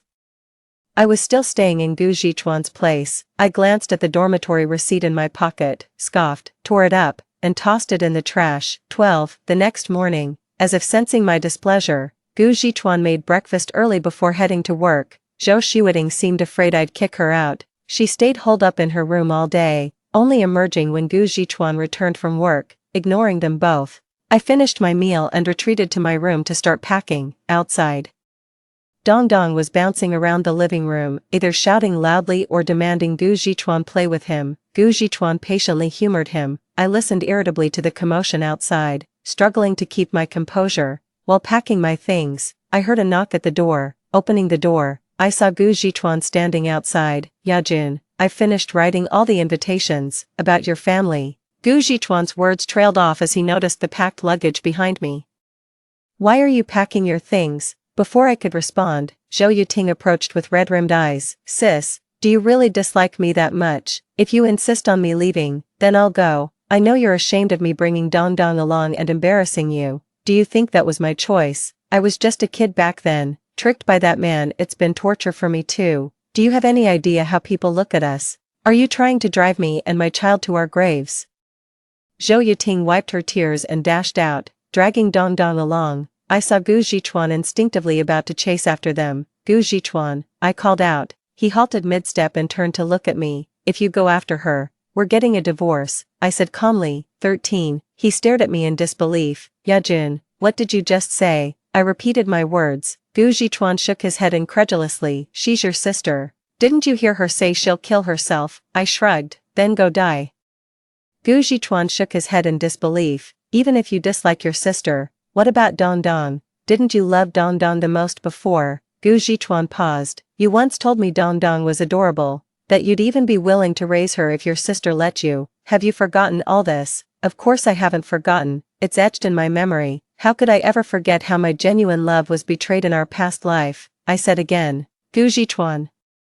When Zhou Yuting told you my mother treated her poorly, you believed her. When I told you to ignore her, do you know why? Gu Jichuan's lips parted as if to speak, but I raised my hand to stop him. Because she likes you, because she couldn't resist approaching you, even knowing you're her sister's husband. What about you? I think, in our past life, whatever reason Gu Jichuan had for being with Zhou Yuting, but in this lifetime, none of that has happened yet. Well then. I'd like to see how you'd handle this, Gu Jichuan. Just as I expected, the first thing I noticed was him instinctively avoiding eye contact. Humph, I see now. So he knew Zhou Yuting's feelings all along. They might have even had something going on behind my back. Just me, naively believing this man was oblivious to Zhou Yuting's feelings. Only because she's my sister did I care for her and look after her so attentively. At this moment, my heart died. In my past life, I never found answers and remained confused. Now everything has become clear. Gu Jichuan first avoided my gaze, seemingly gathering his thoughts before saying, Yajun, what kind of nonsense are you talking about? Yuting is your sister. You know perfectly well what a woman's reputation means. You'd better think this through. Gu Jichuan grabbed his coat and ran after her. I stared at the closed door before resuming packing my belongings. The next morning, I arrived punctually at the research institute with my luggage. 14. Our professor didn't take this outdoor archaeology project seriously at first, but after a day and night of bumpy travel, when we finally arrived on site, he realized the gravity of the situation. He speculated this burial complex must be far more extensive than what's currently uncovered. We quickly got down to work, exhausted from the day's labor.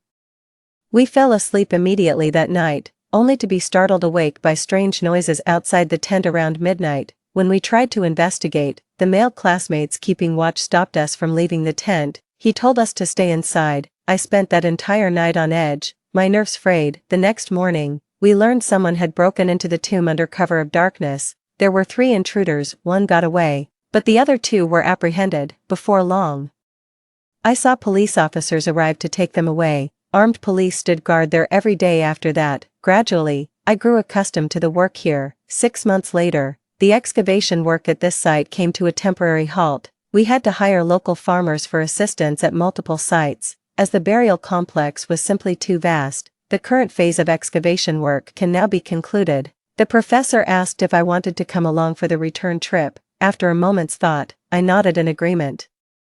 It's time to settle things between Gu Jichuan and me. 15. 6 months ago when I left, I told Gu Jichuan about this trip to northern Shaanxi with my professor. Without knowing our exact location, he naturally couldn't reach me. I never wrote him any letters either. On the ride back, I was dozing off, thinking about my relationship with Gu Jichuan, brooding over the resentment of being deceived in my past life, planning my next moves. The bus jolted along, leaving me dizzy and lightheaded.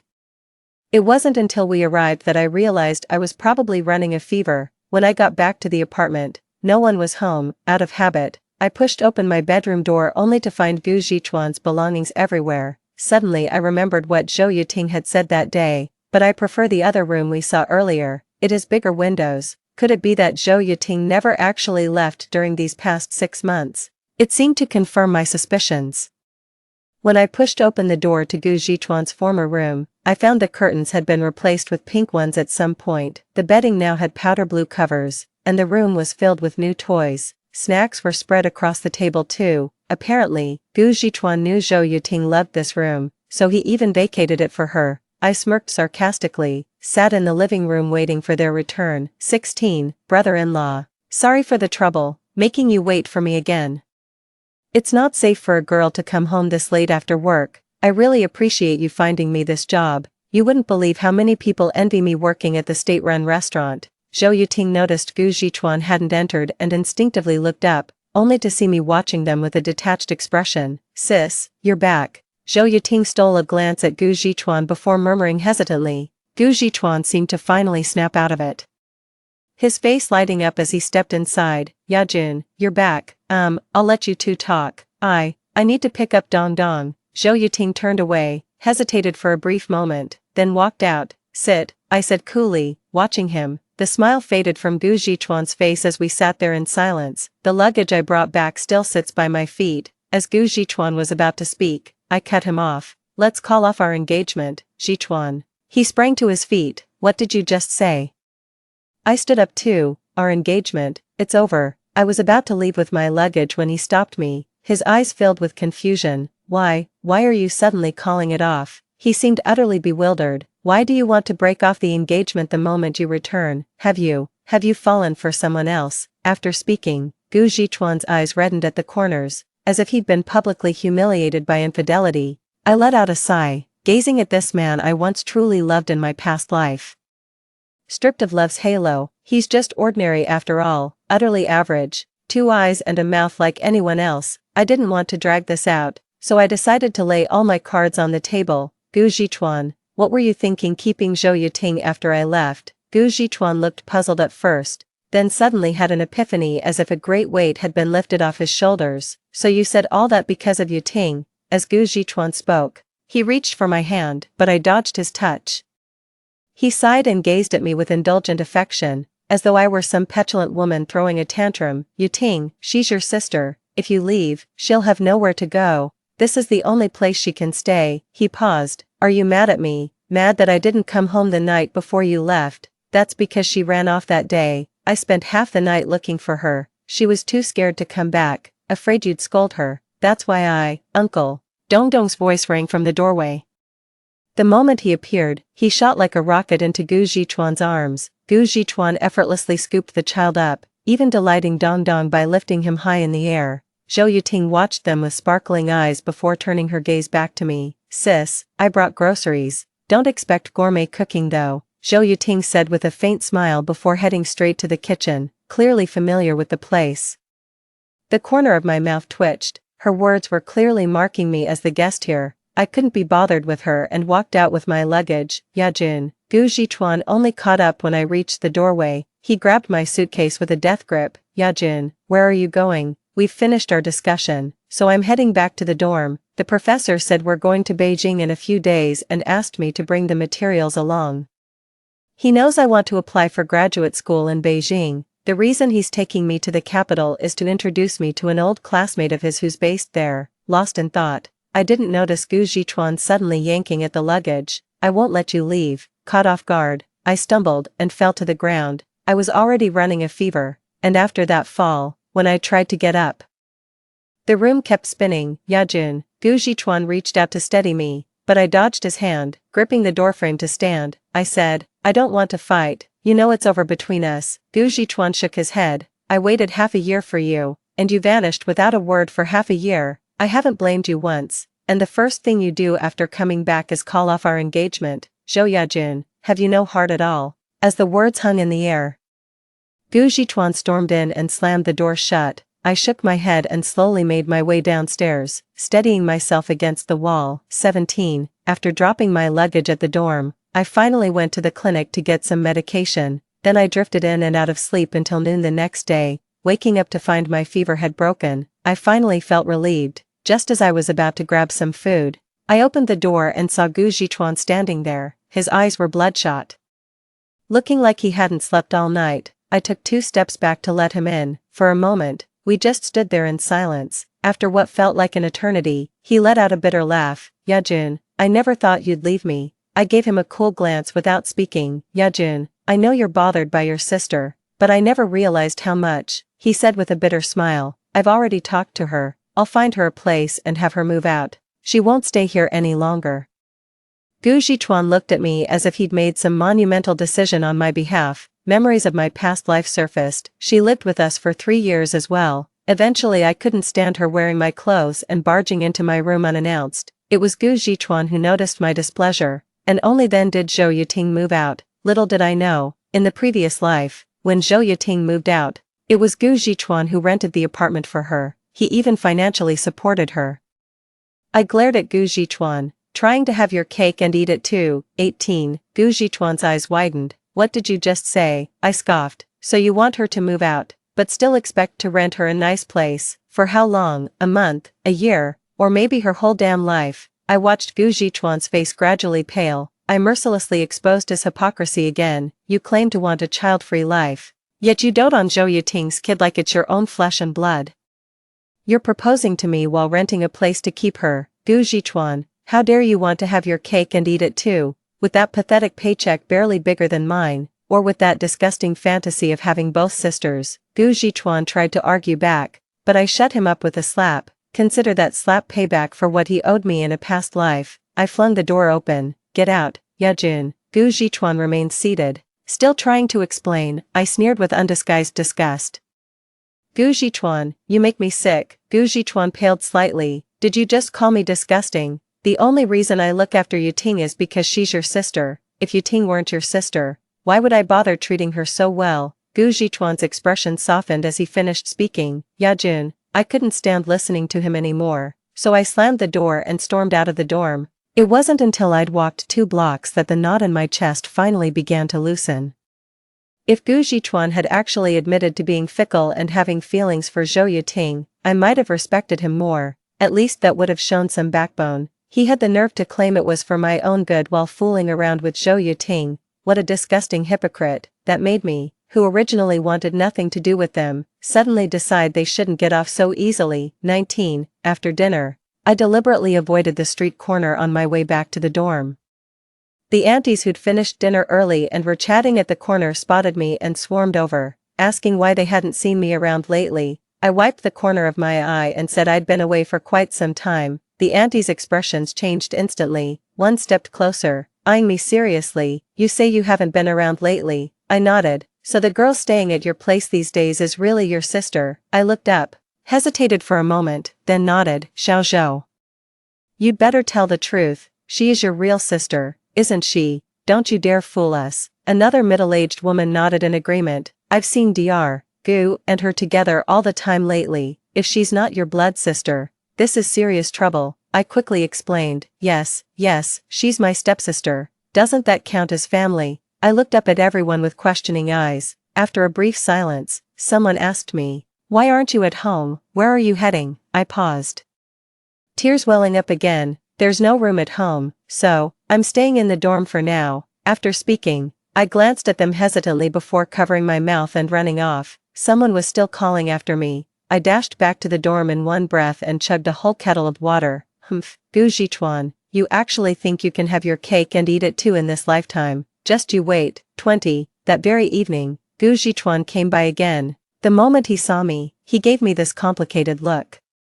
What's the matter? I frowned. Yajun, I told you there's nothing between me and Yuting. What exactly have you been saying about us outside? Gu Zhichuan paused before continuing. Before I could respond, he added hastily, someone caused a scene at the restaurant, calling her a homewrecker who drove away her own sister. The hospital administration spoke to me about this. Yajun. Gu Zhichuan gave me a disapproving look. Even if Yuting isn't your biological sister, you grew up together. You wouldn't actually want her to lose her job, would you? So what do you propose? I asked curiously. Gu Zhichuan's eyes lit up. Yajun, go talk to the restaurant staff. Just explain it was all a misunderstanding. He produced another ring and said, we're getting married soon. Look, this is the ring I bought for you. Yajun, come home with me. The dorm can't compare to our own place. I know you're uncomfortable about Yuting. I can ask her to leave. I also know you might have reservations about me not wanting children, but that's fine. If you want kids, we can have one. Or, if you'd like to take Yuting's child in, that's fine too. Don't worry, I'll treat them as my own. Get out. I've had enough. 21. On the 3rd day, I went to the state-run restaurant. Zhou Yuting thought I'd come to plead for her, and came trotting over to grab my hand. Sis, did my brother-in-law send you? Ugh. That's just like him. I told him not to worry. But he just wouldn't listen. Whack. Zhou Yuting stood there stunned from the slap. Even the manager jumped in surprise. I glared at Zhou Yuting. You knew perfectly well Gu Zhichuan and I are getting married. I offered you the dorm, but you refused. I stormed off for 6 months over this. And when I come back, you've even taken over my room. What? Can't live without a man, or does stolen love taste sweeter? The moment I finished speaking, the room erupted in murmurs. Zhou Yuting covered her flushed face. That's not true. You're slandering me. I won't indulge her nonsense. You actually convinced your brother-in-law to remain childless just so we'd adopt your out-of-wedlock baby. Zhou Yuting, you've really outdone yourself this time. The crowd erupted in shocked murmurs once again. No matter how Zhou Yuting tried to explain herself, nobody believed a word she said. Of course I knew Gu Zhichuan's decision to be child-free was entirely his own choice, but that didn't stop me from pinning the blame squarely on Zhou Yuting. 22. After this incident, Zhou Yuting couldn't possibly stay here any longer. She packed her things dejectedly, ready to leave. I followed her back. The moment she saw me, she flew into a rage. What have I ever done to you? Why must you make my life miserable? Why, you know perfectly well it was Brother Gu's decision not to have children. How dare you blame me for it? I'm your own sister. How could you be so cruel? Zhou Yuting glared at me with bloodshot eyes, her gaze burning with fury. I looked at her calmly. That's right, I am your sister, what grudge do you hold against me to steal my man? Zhou Yuting's lips trembled slightly before she turned to leave without another word. Wait a second, she turned around. What else do you want? Fine, I admit I was wrong, I'll leave, okay, what more could you possibly want? Zhou Yuting threw down her luggage and screamed hysterically. I gave her a cool glance before asking, so you're just going to walk away like this? She froze. What do you mean? I sat down leisurely. You came here for Gu Zhichuan, didn't you? Are you really willing to leave just like that? She stared at me in silence. I grabbed my bag and stood before her. If I were you, I'd never leave so easily. I'll make a scene, accuse him of having improper intentions, claim we've already been intimate. After all, if I let such a good man slip away, finding another like him would be nearly impossible, don't you think? Zhou Yuting gave me an inscrutable look after hearing my words. Her head drooped. 23. After spending a night back at the dorm, I left for the capital with my professor the next day. 24. From then on, all the messy business here became a distant memory. Side story, Gu Zhichuan. I first met Yajun at a friend's gathering. It was love at first sight. Later, through a mutual friend's introduction, we officially got to know each other. I never imagined that Yajun and I would ever part ways in this lifetime. The problems between us probably started after we made our relationship official and I met her family. Her mother brought her younger sister over several times to discuss our wedding plans. That's when I found out her sister wasn't actually her biological sibling, but she's quite adorable. Even after having a child, she still seems so innocent and pure. Turns out Yuting couldn't continue her education simply because her family could only afford to send one child to school, though I only found out later that all of this was Zhou Yuting's fabrication. That child of hers doesn't even know who the father is. After Yajun left, she caused a scene at the hospital where I worked, claiming we'd already been intimate as husband and wife. Furious, I spent ages trying to explain, but the hospital still sent me home to sort things out, clearly hinting I should resolve my domestic issues first. Back home, I confronted Zhou Yuting about why she'd slandered me. There was absolutely nothing between us. The sweet little sister I knew suddenly bared her fangs for the first time. She snapped, "Stop pretending. If you weren't interested in me, why would you let us live together alone? Why else would you rent an apartment for me unless you had ulterior motives?" Later she threatened, "Marry me or I'll report you." I hesitated. The only reason we barely kept our jobs was my overseas education background. I shook my head at the woman before me, once charming, now consumed by greed. Only then did I realize how wrong I'd been. Some people and things are better left untouched. I wanted to beg Yajun for forgiveness, but when I reached the dorm, I found she'd already left. Last time, at least I knew where she'd gone. This time, she vanished completely from my life. After dragging things out with Zhou Yuting for over half a month, I finally had to concede defeat. I had no choice but to marry her. Otherwise, I'd have no future. How could my wife possibly be a woman who slept with men at 14 or 15, even bearing an illegitimate child? But, I realized, this bitterness, I had to swallow it, even if it made me gag. Years later, after 7 or 8 years of marriage, she still hadn't conceived. That's when I realized she'd become infertile after giving birth to Dongdong due to physical complications. I felt utterly defeated. When I didn't want children myself, it didn't matter. But the thought of her promiscuity causing our infertility was absolutely unacceptable. After that, we started sleeping separately. I couldn't bear having such a filthy body lying beside me day and night. Dongdong grew up, and I paid for his wedding and starting a family. A child not of your own blood will never truly be yours. Things were fine before marriage, but he moved out with his wife right after the wedding. Months would pass without even a phone call. Even when I was hospitalized, he just dropped by briefly and left. That's when I finally realized what kind of person I'd been raising all these years. Years later, at my mother-in-law's 70th birthday, I finally saw Yajun again. She looked almost unchanged.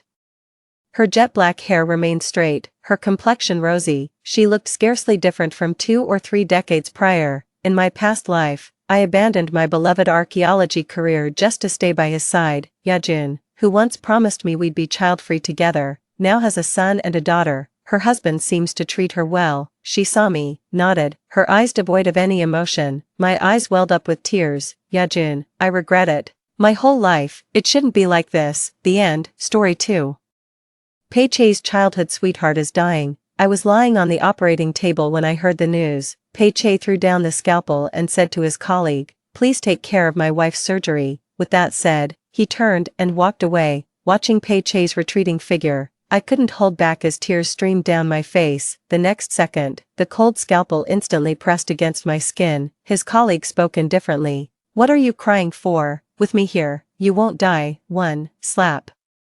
Pei Chei wordlessly threw down the scalpel, tossed the gloves into the trash bin. "I can't perform this surgery, get Su Nanqing to come." It was the 20th minute after Lu Yun's accident when my usually composed husband finally showed a crack in his demeanor. He urgently called off my surgery and began turning his back to everyone, pretending to calmly remove his equipment, yet his slightly trembling hands betrayed him. Lu Yun was in trouble, and he was worried sick. He wished he could fly to her side the very next second. "Professor Pei, your wife's heart rate is very fast, she's extremely nervous. Are you sure you want to leave at this moment?" A dull ache spread through my chest. I calmly told the nurse, "It's fine. Any doctor can perform the surgery." Everyone in the operating room looked at me with pity in their eyes. I just smiled. The day Lu Yun returned, I knew my marriage with Pei Chei had come to an end. To make Pei Chei abandon the dying Lu Yun and perform surgery on me, he couldn't accept it, nor was I willing to entrust my life to such a person. The operating room door slid open silently. A tall figure wearing a mask walked in. It was Pei Chei's colleague, Su Nanqing. As their figures crossed paths, Pei Chei said, "Nanqia's surgery, I'll leave it in your hands. If I don't go now, I might regret it for the rest of my life." Listening to his words, my tears silently streamed down. How embarrassing. Nan Xiao, it's just being abandoned once again. Why did I start crying? A sudden shadow fell before my eyes. The cold blade of a scalpel pressed against my skin. The usually aloof and taciturn Dr. Su spoke calmly. "Why cry? With me here, you won't die." 2. The surgery lasted 2 hours. By the time it was over, evening had already fallen. Heavy rain began falling outside the window. Su Nanqing stayed by my side until confirming my condition was stable before leaving. When Pei Chei's call came through, my anesthesia had just worn off, and I was drenched in cold sweat from the pain. Answering the phone, a lively and charming female voice came through. "Sorry, sis-in-law, I don't know how." His friend relayed the message. "It's just a minor scrape." But Pei Chei rushed over without considering the severity. "I've already scolded him for it." Then, her coquettish voice came through the phone. "You're already in your 30s, yet still so impulsive. Did you think this was back when we were dating? There's 1 cup of milk tea left. Take it to your sister-in-law as an apology." A rustling sound came from across, as if Pei Chei had snatched the phone away. "How many times have I told you? Stay put if you don't want your wound to fester. She just had surgery, she can't drink milk tea. These were all bought for you." The conversation on the other end was peaceful. Only Pei Chei's brother felt extremely wronged. "I just mentioned you were in a car accident, and he got so anxious he hung up the phone." "What does that have to do with me? Keep your lovey-dovey stuff to yourselves. Don't drag me into it." I suddenly felt nauseous from the pain of the wound. My chest ached from the pressure.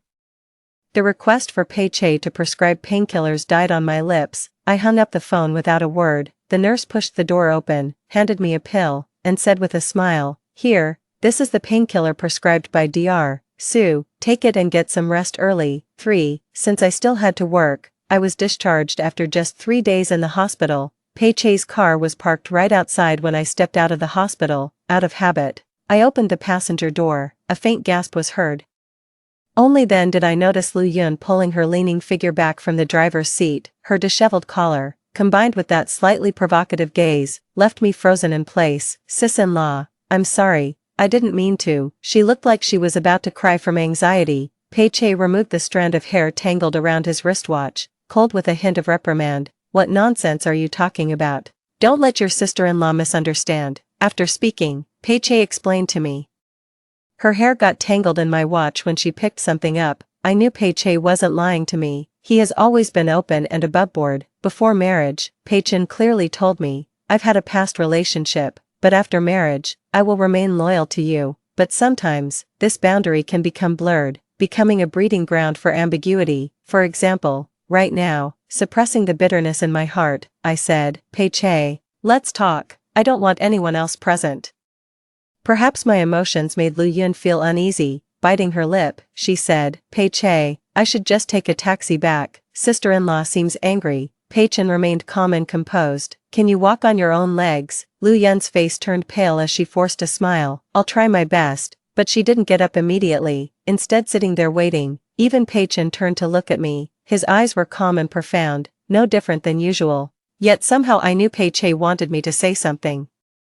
Preferably something refined and proper, but I didn't want to endure such unfair treatment. I stepped aside from the doorway and said to Lu Yun, "Get out, there are plenty of taxis at the intersection." Lu Yun froze, then walked away with reddened eyes. I sat down in the seat she had occupied. The atmosphere in the car was suffocating. After a long pause, Pei Che finally spoke gently. "There's no need to take your anger out on her because of my departure, you know. The emergency department called. It was just a routine consultation. I would have left for anyone in that situation. I don't have the energy to dwell on what was really going through his mind at that moment. I just feel so exhausted." "Pei Che, let's get a divorce." Pei Che slammed on the brakes, sending items tumbling across the car floor. He slightly furrowed his brows. "Nan Qiao, why must you do this? Is it all because of Lu Yun?" I endured the dull pain from the knife wound and said, "Yes. It's all because of Lu Yun." A sudden cry of pain abruptly came from outside the window at this moment, accompanied by the honking of cars. Lu Yun fell at the street intersection, the most conspicuous spot, clearly visible from here at a glance. Gazing at the surging crowd outside the car window, I smiled sarcastically. "Your Lu Yun has fallen. Aren't you going to check on her?" Pei Che exuded an icy aura as he restarted the car. "You're about to divorce me. How could I possibly care about an outsider right now?" The atmosphere froze solid during the drive home. When we arrived, Tuanzi proactively rubbed against us, meowing at both of us. This was the cat Pei Che gave me the year we got married. Normally when sleeping, Tuanzi likes to sleep between him and me. Pei Che stared at Tuanzi for a while before bending down to pick him up, saying helplessly, "Tuanzi, Mom and Dad had a fight. Can you ask Mom to forgive Dad, okay?" Tuanzi meowed understandingly and looked at me. This is how Pei Che comforts me after every argument. He knows my heart softens whenever I see dumplings, but this time, I pressed my lips together and stayed silent. Pei Che lowered his head first. "Did you take the painkillers Su Nanqing prescribed for you on time? Was it you who told him to open it?" Pei Chen raised a delicate eyebrow. "Otherwise, did you think I didn't want you anymore?" Pei Chen leaned in to kiss me, his slender hands cradling my cheeks, his cool fingertips sending shivers. "Nan Qiao, I'm not so foolish as to destroy our marriage." As my mind wandered, his gentle whisper reached my ears. "Be good, let's not get divorced." "Okay, no, not good at all." 5. If Lu Yun had returned 3 years ago, I wouldn't have minded. After all, Pei Che and I met through a blind date. A scholarly family matched with a medical family, a well-matched marriage, yet the emotions were faint. I work as a teacher at a university, Pei Che is busy with work, and in the first year of our marriage, the number of times we went on dates could be counted on one hand. I don't remember when I fell in love with Pei Che. Perhaps familiarity breeds fondness. Perhaps it was the rainy night when I got into a car accident and was viciously insulted by the perpetrator. That Pei Che came rushing through the rain, a dignified medical professor, who got into a physical altercation with the perpetrator for my sake. With injuries on his face, he wiped away my tears, his tone both helpless and doting. "What are you crying for, Jojo? You can always rely on me." Yet this reliable man appeared in Lu Yun's social media just 3 days after I was discharged from the hospital. That day I had just finished class and was standing in the office getting water. Opening the social feed, Lu Yun's post unexpectedly appeared before my eyes. She had fresh bandages wrapped around her knee. Caption: "The price of abandoning me halfway was having the great professor personally come to change my dressings." After a while, she deleted the post. Resent a message. Got scolded. "Next time I'll stay put and wait for you to come back." Added a cute selfie, simply gentle, with slightly swollen lips, just like a kitten being comforted after enduring grievances. In the corner of the photo was the wristwatch Pei Che had taken off. My hand trembled slightly as I set down the cup. It wasn't until a colleague nearby called me that I snapped out of the indescribable nausea. I recognized the table in the corner of the photo. It's Pei Che's parents' house. He brought Lu Yun home. My parents always said I had a strong vengeful streak. When bitten by a dog as a child, I had to bite it back. Things have gone this far, I have no reason to endure it anymore. I decisively gave Lu Yun a like, commented below, "Nice watch." Then I set my phone to silent mode. After finishing the lecture for students, it was already approaching noon. When I opened my phone, I found Pei Che had called me 7 or 8 times, and Lu Yun had called 3 times. The social media post had already been deleted. Pei Che's call came through again, his tone was helpless. "Nan Qiao, why aren't you answering the phone? It's Monday today, I have classes to teach. He choked up for a moment, only then remembering I never answer calls during lectures. In those silent seconds, I thought he was considering how to explain it to me, but speaking first would only make it seem more suspicious. I just waited quietly. Soon, Lu Yun's sobbing could be heard. I'm sorry, sis-in-law. It's been a long time since I've seen uncle and auntie, so I came to visit them today. Pei Che happened to be here too, so he helped change my dressing. Please don't argue with him over this, I laughed. Which I of yours saw me arguing with him? Being this guilty, you wouldn't have done something shady, would you, Nan Xiao? Pei Che spoke calmly, reminding me, Mom and Dad are nearby, mind your manners. Lu Yun just posted to express gratitude to friends. She didn't do anything wrong and shouldn't have to endure your questioning, perhaps because I remained silent for too long. Pei Che grew somewhat restless. When do you finish work? I'll pick you up to come home for dumplings. Mom made them herself. Feeling a tightness in my chest, I took a deep breath and said with a smile, Pei Che, in that house, it's either her or me. What answered me was a long stretch of silence. I didn't know Lu Yun had put the call on speakerphone. My voice echoed through the living room. The whole family heard it. Pei Che's patience ran out, and he coldly tossed out, fine, suit yourself. Was the first to hang up the phone. 6. This should be the first Cold War between Pei Che and me in 3 years of marriage. Neither too early nor too late. Right when Lu Yun's play Reunion Lovers was released, the teachers in the office couldn't stop praising this play. I heard it's about reuniting with an ex, quite touching. Many people got back together with their ex after watching it. I blocked out all the gossip and went to Pei Che's hospital carrying an honorary banner. Taken by Su Nanqing. Pei Che isn't here. Maybe you could give it to him personally another day. He wore a light blue mask, his skin pale and cool, hands tucked in the pockets of his white coat, aloof as ever. I smiled and said, this is for you. Thank you for performing the surgery on me last time. Su Nanqing studied me with those pale eyes of his. Without saying much, he hung the silk banner on the wall. I asked him again, Dr. Su, I'll come back to you for the suture removal, right, since your Pei Che is busy. You came to me instead. Pei Che definitely doesn't have time. During this period of Cold War, he moved back to the Pei family home. The number of house calls increased from twice a week to 4 times a week, yet never contacts me, probably wants me to take the initiative and visit him at the hospital, but I never went even once. Instead, I chose times when he wasn't there and had Su Nanqing take over my follow-up appointments. Half a month later, Pei Chen couldn't take it anymore and called me. Why do you keep looking for Su Nanqing? Follow-up consultation. Monday through Thursday are my consultation hours, yet you specifically choose weekends to see him for follow-ups. I smiled. What's gotten into you today? So angry. I have classes to teach from Monday to Thursday. When would I have the time? Pei Che's voice was icy. Nan Xiao, do you realize what you're doing? Some people are just like that. When they themselves waver in a relationship, they become overly suspicious. Assuming their partner would do the same, I kindly discussed with him, how about rescheduling your consultation hours to weekends? Pei Chen fell silent. Lu Yun's theatrical performance was scheduled for the weekend. He couldn't bear to part with it. I hung up the phone and looked up to meet Su Nanqing's calm and desolate gaze. I froze slightly. What's wrong? Su Nanqing lowered his eyes, his slender fingers gently brushing over my medical records. Nan Xiao, you've been prescribed sleeping pills 3 times this week. I can't give you any more. It's okay, you can still fall asleep when drunk. Thank you for these past few days. Su Nanqing stared at my forced smile and suddenly asked, do you want to drink together tonight? What? He took off the rubber gloves and stood up. Department gathering. Pei Che will probably be there too, so that's how it is. As a doctor's family member, it's perfectly normal for me to appear at their gatherings, so I agreed and went happily. Coincidentally, Pei Che was usually present, but he didn't come tonight. Seeing that I came in vain, his colleagues all looked at me with sympathetic eyes. During the meal, they took quite good care of me, whether intentional or not.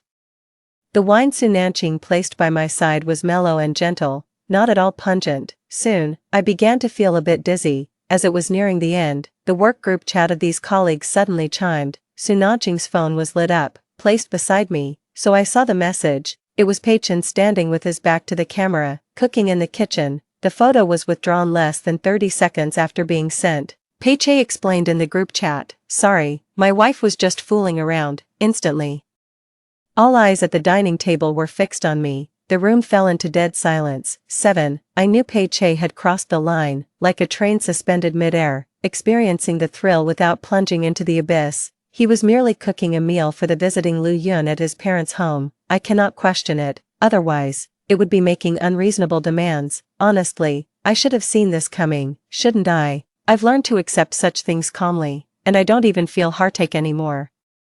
After the dinner gathering, everyone decided to let Su Nanqing give me a ride home since it was on his way. Before getting in the car, Pei Che's female colleagues came over to comfort me. Don't overthink it, get some good rest first. I drank quite a bit, numbly thanking everyone. Then I rested my head on the chair and fell asleep. Su Nanqing drove very steadily, so much so that when the car stopped downstairs and he called out to me, I was jolted out of my dream. My phone had somehow slid over to Su Nanqing's side. I instinctively reached to pick it up. My hair got caught on Su Nanqing's wristwatch just like that. The situation is eerily similar to a soap opera. I didn't know whether to laugh or cry. Sorry, Su Nanqing took off his wristwatch and immediately distanced himself from me, making it easier for me to remove the hair myself. Before I could thank him, the car door was suddenly yanked open from outside. A cold wind rushed in. Pei Chen stood at the door, his voice carrying the calm before the storm. Nan Xiao, you'd better explain clearly what you're doing. This was probably the first time Pei Chen lost control in front of me. His voice could barely contain the anger. Gripping my wrist tightly, he dragged me out of Su Nanqing's car. Most of my drunkenness faded as I calmly looked at him. Let me go. I didn't do anything. I saw everything, for the first time. A trace of anger appeared on Professor Pei's usually composed and calm face. I suddenly remembered the almost identical scene on the day I was discharged from the hospital. The corners of my lips curled into a mocking smile. My hair just got caught on his wristwatch. Don't misunderstand. Pei Che probably remembered that day too. The angry expression froze on his face. 8. Pei Che's instinctive reaction still disgusted me, because I knew that if he were truly innocent, he would argue with me vehemently after I said those words, saying that his relationship with Lu Yun was completely innocent, and that I was being unreasonable. But Pei Che didn't. He was flustered, panicked, let go of me, and didn't say a word for a long while. So, the moment Lu Yun approached him, he genuinely considered having a grand reunion with her after their long separation. He even thought about abandoning his responsibilities as a husband, pinning Lu Yun against the seat, and kissing her fiercely. It was my appearance that brought back his shitty conscience as a husband. I turned back calmly and thanked Su Nanqing. I still have something to say to Pei Che. Be careful on your way back. Su Nanqing nodded and left. The surroundings were eerily quiet. I ignored Pei Che and turned to walk toward the stairwell. Nan Xiao, let's talk. Pei Che reached out to grab me, but I suddenly turned around and slapped him hard across the face. The sharp sound of the slap echoed through the hallway. Long-suppressed grievances and anger erupted in an instant. I remembered his retreating figure leaving the operating table, remembered the fear and helplessness of being abandoned by my husband. Trembling with rage, I said coldly, Pei Che, don't fucking touch me. I find you disgusting. I don't know how Pei Che explained things to his family. In short, Pei Che took the initiative to end the Cold War and moved back in. He bought many toys for Tuanzi and carried the cat around in front of me every day, repeating the same trick. Xiao Xiao, could you hold Tuanzi for a while? I took the rice ball and absent-mindedly kneaded it a couple of times. Just as he thought I had forgiven him, the doorbell rang. My parents appeared at the doorstep. Nan Xiao, I heard you two are going on a business trip. Well, you guys take Tuanzi back to raise for now. When will you be back? Not sure yet. Our parents noticed the tension between us and silently picked up Tuanzi before leaving. Closing the door, I saw Pei Che's pallid face. I lightly tossed the toy he had just handed me onto the floor. Consider the divorce. Tuanzi stays with me. As for the rest, let the lawyers handle it. Only at this moment did Pei Che realize I was serious. His gentle demeanor vanished without a trace. He uttered 4 words stiffly. I disagree, Nan Xiao. Lu Yun and I are completely innocent. If you dislike her, I can cut off all contact with her. Whatever you want, whatever makes you happy, I'll go along with it. How did I become the unreasonable one again? I pulled out the chair and sat down, speaking softly. Pei Che, who cares who you like? If I want a divorce, can't it just be because I've had enough of you? Pei Che's following words got stuck in his throat. He accused me. Is it because of Su Nanqing? I took a sip of water. Pei Che, stop being unreasonable. Su Nanqing and I are completely innocent. If you can't stand him, I can cut off contact with him, as long as you happily divorce me, I'll comply with whatever you say. In less than a minute, his own words were thrown back at him. For the first time, I saw a look of utter exasperation on Pei Chei's face, but I'd lost interest in arguing with him. Whatever your relationship with Lu Yun is, that's exactly what mine is with Su Nanqing, pure and blameless, open and aboveboard. We'll talk when you've made up your mind, a sentence dripping with sarcasm, plunging our relationship to freezing point. Pei Chei refused the divorce, leaving us at a stalemate, yet soon enough, he tasted the bitterness of his own actions coming back to haunt him, whether it was when I delivered fruit to Su Nanqing, spoke up for him in Pei Chei's presence, or messaged Su Nanqing during meals due to wound concerns. Pei Chei's long-suppressed emotions finally erupted. He slammed his chopsticks down right in front of me. Nanqiao, what exactly do you want me to do? I've already cut ties with Lu Yun. How much longer are you going to keep this up? On the phone he threw at me were long, pleading messages from Lu Yun. Pei Chei, please talk to me. Are you getting back at me for breaking up with you? I was wrong. Okay, let's just be friends from now on. I'll behave and never disturb your life again. I placed my own phone on the table as well. Lu Yun has ulterior motives toward you. Isn't it natural for you to ignore her? Why should I give up my primary physician just because you rejected her? My chat history with Su Nanqing is completely normal. Follow-up appointment on Saturday. Is the wound still hurting? Much better. Then prepare to remove the stitches. Okay. Pei Chei couldn't find any fault, but as a surgeon, his wife having someone else remove her stitches was the biggest issue. I knew what Pei Chei wanted to say, so I preemptively cut him off. You didn't perform the surgery on me, so don't interfere with the follow-up treatment. I'm the kind of person who believes in staying faithful to the end. 9. Pei Chei was sitting in the living room. He hadn't spoken for a long time, whether it was from sheer anger towards him or not. After eating, my lower abdomen became unbearably swollen and painful.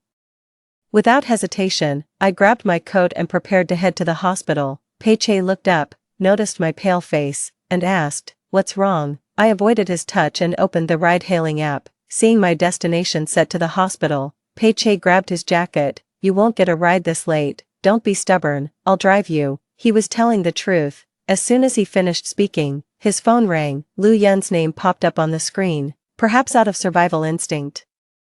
I grabbed it and hung up Lu Yun's call. "Pei Chei, I'm not feeling well. Take me to the hospital." Then Lu Yun called again. I answered the phone instantly. "Call one more fucking time and I'll tear you apart with my own hands." After saying that, I hurled the phone violently against the wall. The screen was shattered into pieces. I don't know what's wrong with me. My forehead was covered in fine beads of sweat. Pei Chei no longer hesitated, supporting me as we walked out, passing by the doorway.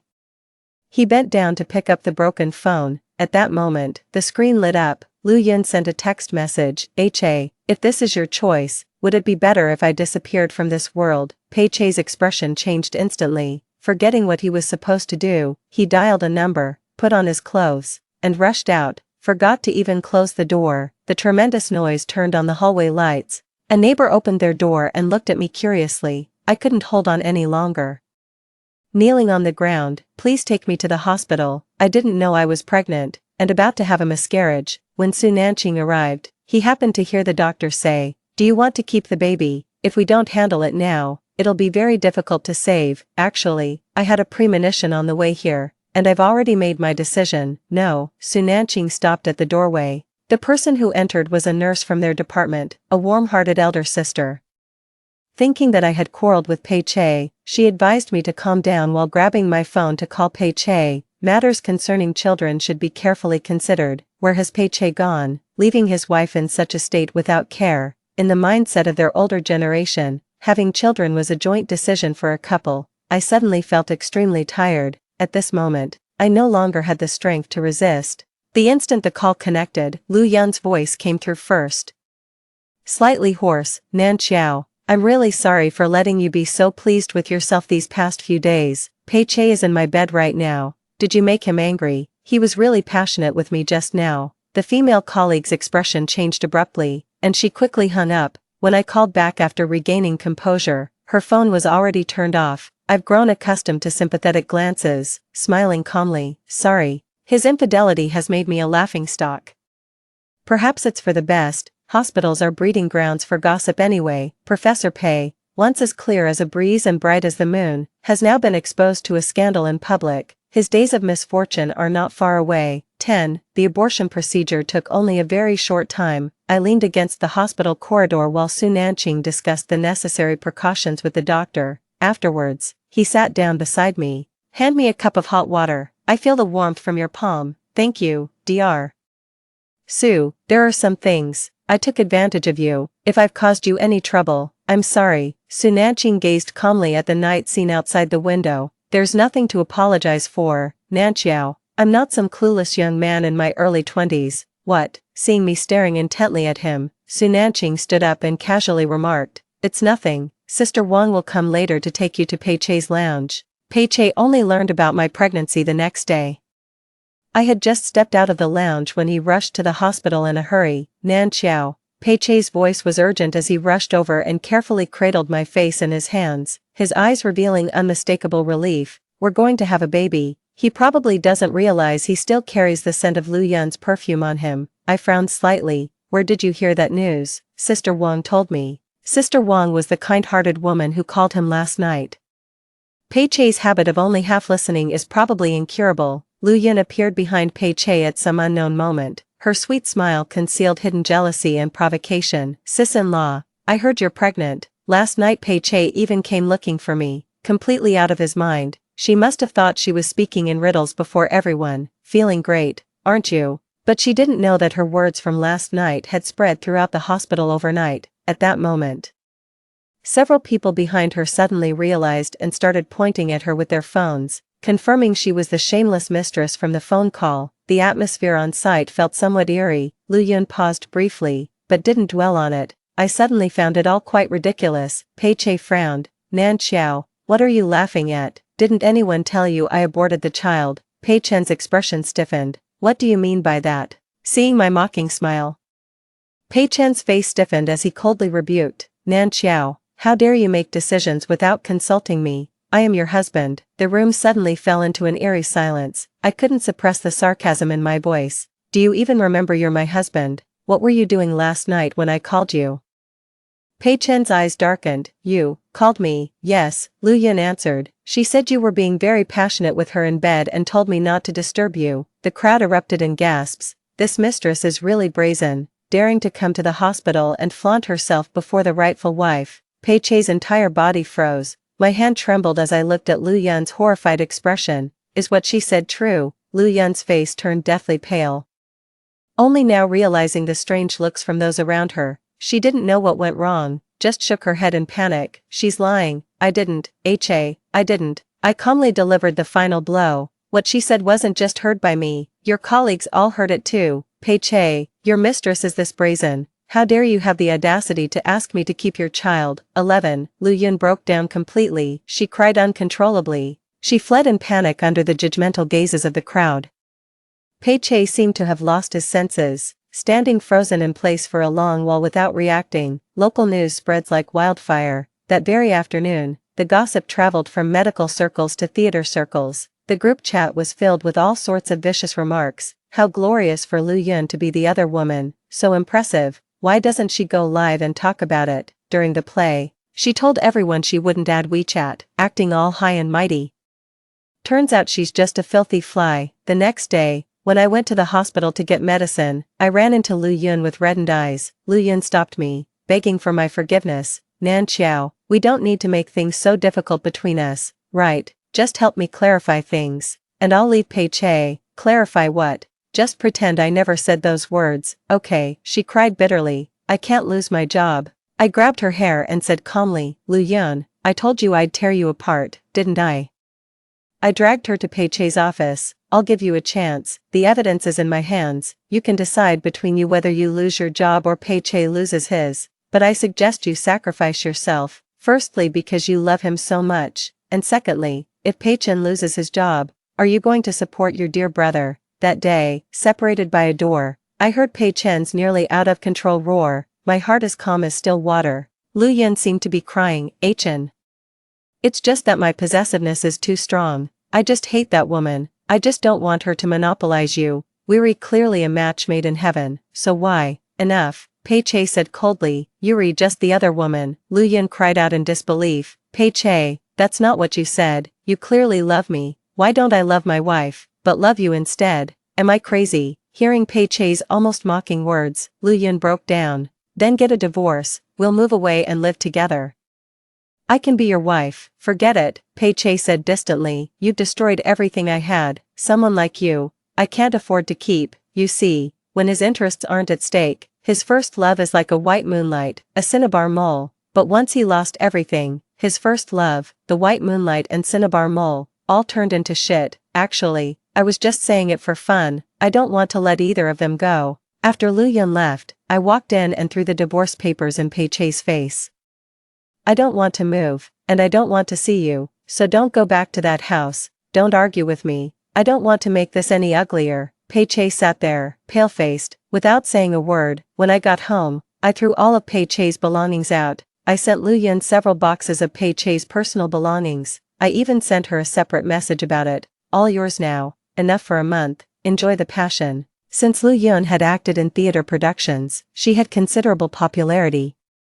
Her identity had already been dug up by enthusiastic netizens. Online discussions were buzzing. Oh, so her reconciliation was actually breaking up someone else's family to be the other woman. I really want to hear the audio of her provoking the original wife. Here's a lead for you at Xiaoyu Loves Life, Sick Edition. The blogger was sick and went to the hospital, and just happened to record the other woman's phone call in the background. I never expected someone actually recorded it.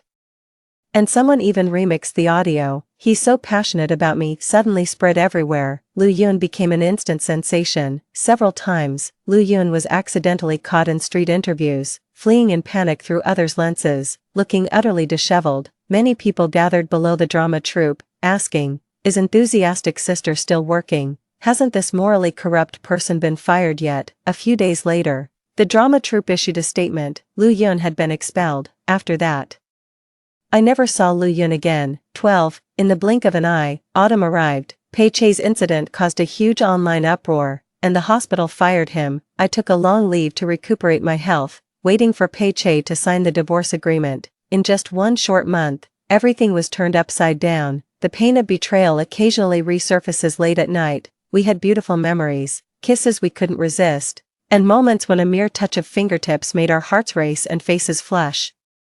It's precisely because of these that these 3 years feel more like a dream. After waking from the dream, we're faced with the bloody reality. I feel miserable, wronged, resentful, and in pain. Fortunately, it's not something too unbearable. Time will eventually smooth everything out. Late one night a few days later, Pei-Che called me. I was grooming Tuanzi, so I put the call on speakerphone. Pei-Che's voice echoed through the empty house.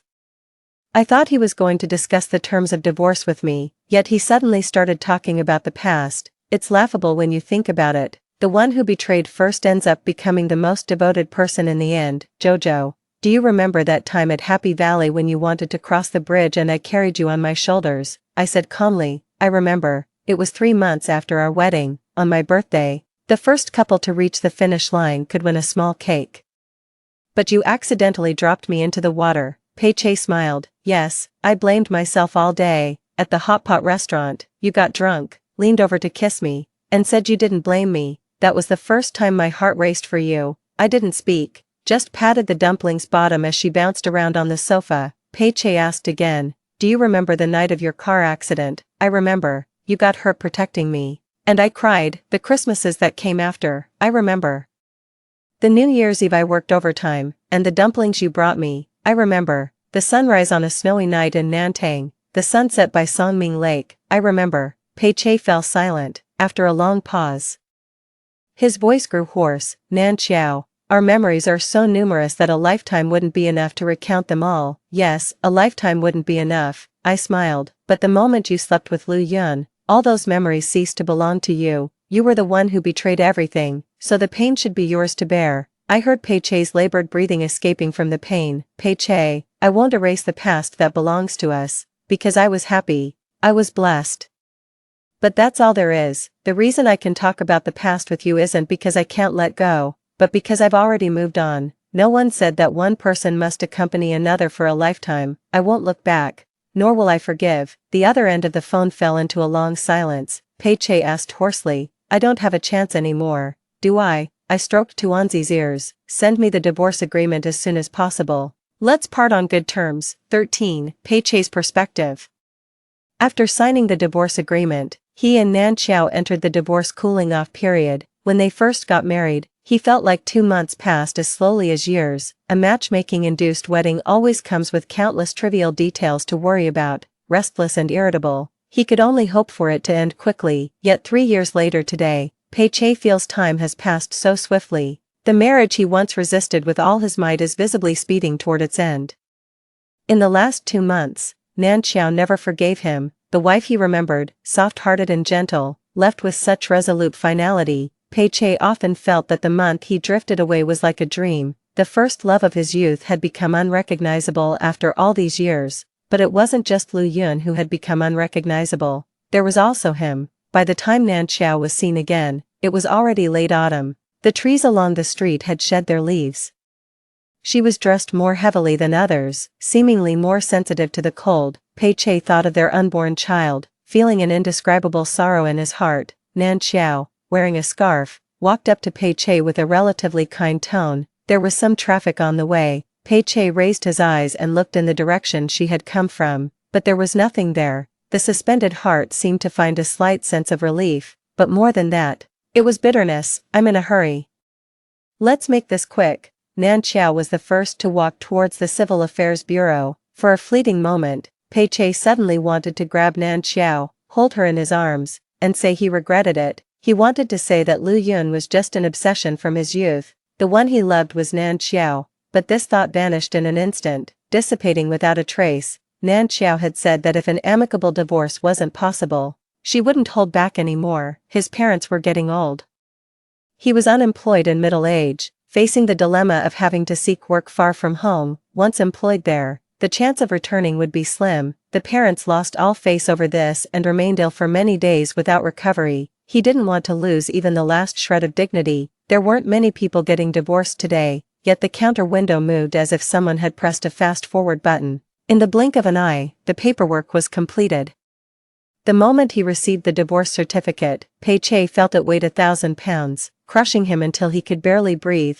Nan Xiao stood before him, the autumn sun sliding past the eaves, drawing a stark line of dawn and dusk between him and her. Pei Chei stood in the shadows and asked Nan Xiao, "What are your plans from now on?" Nan Xiao replied indifferently, "No particular plans. Just work and live as usual." Watching Nan Xiao's hair being tousled by the wind, he instinctively raised his hand to brush it aside. Nan Xiao, having received someone's message, turned her head to look toward the street corner. The strands of hair and his hand just missed each other. A black car had stopped at the street corner at some point unnoticed. Nan Xiao left in such a hurry that she didn't even have time to turn back and say goodbye to him. Pei Chei stared at the pair of hands on the steering wheel for a long time. His mind in turmoil, his thoughts in disarray.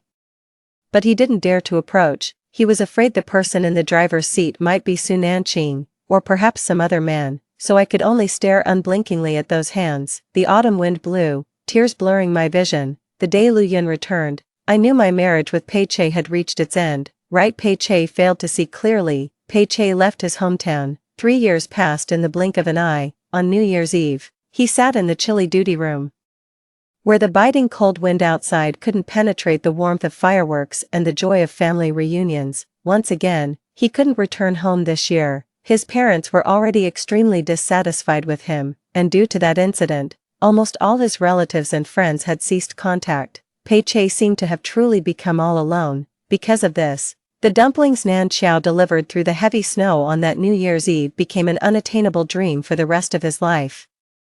Just after midnight, New Year's greeting messages came pouring in one after another. A message popped up. "Did you know Nan Xiao got married?" Pei Chen stared at that message, sitting motionless for a long time. After a long silence, he still couldn't muster the courage to ask who the groom was. Instead, he opened the chat dialogue with Nan Xiao. The last record was 3